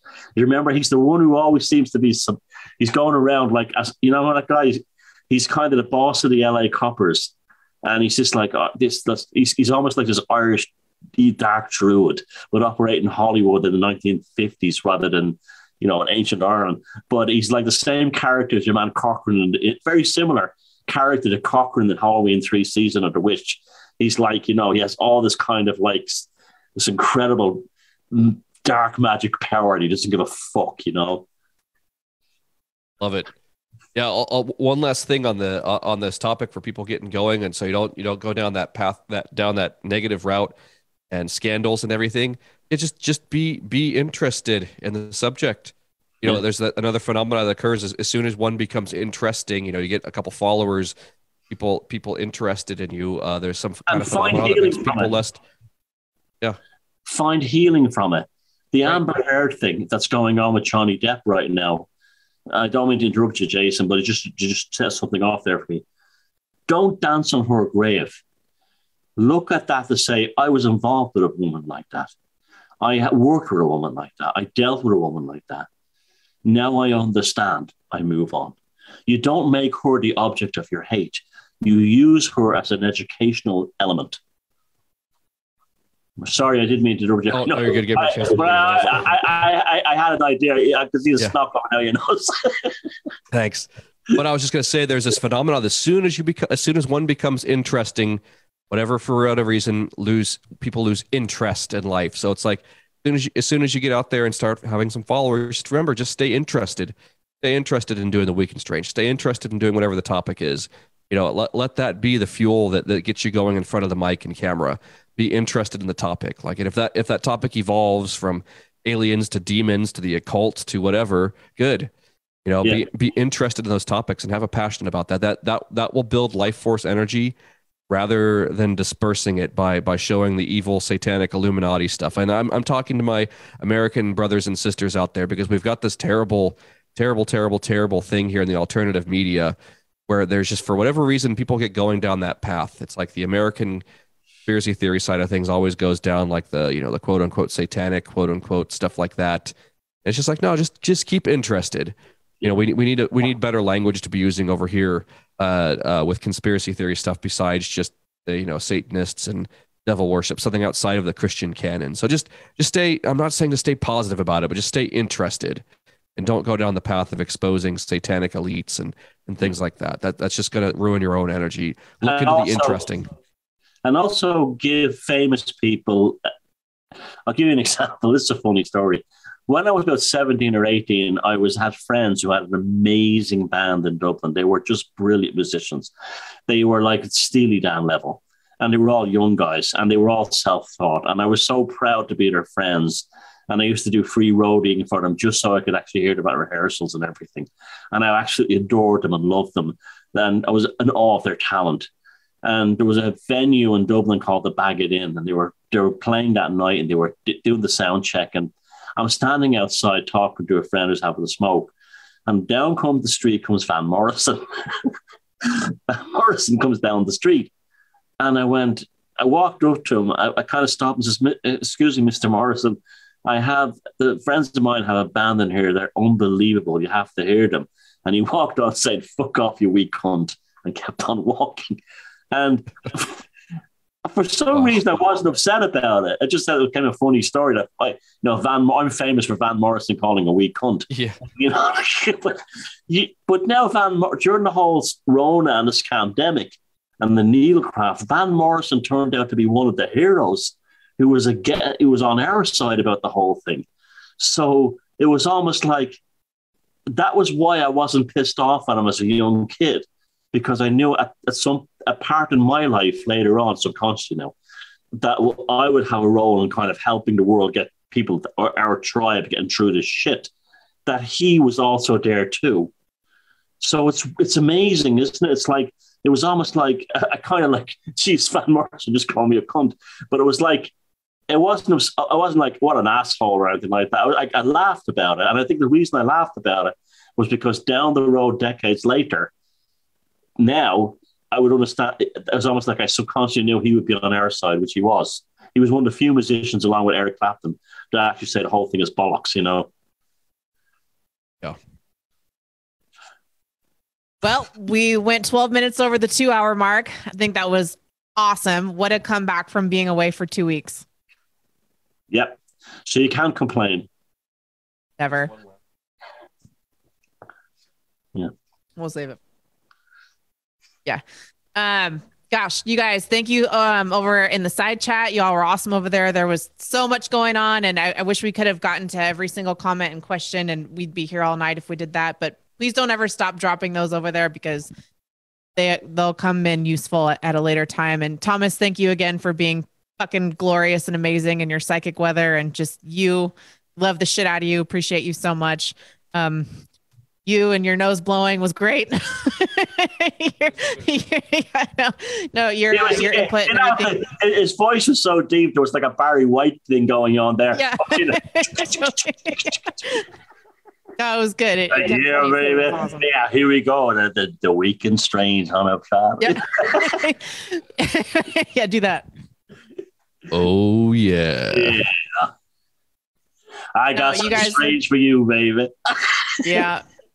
No, you guys had some really great conversation there. Y'all kind of blew my mind a little bit with some of the stuff we were talking about. I wasn't quite up to speed with some of that stuff. So I got an education today.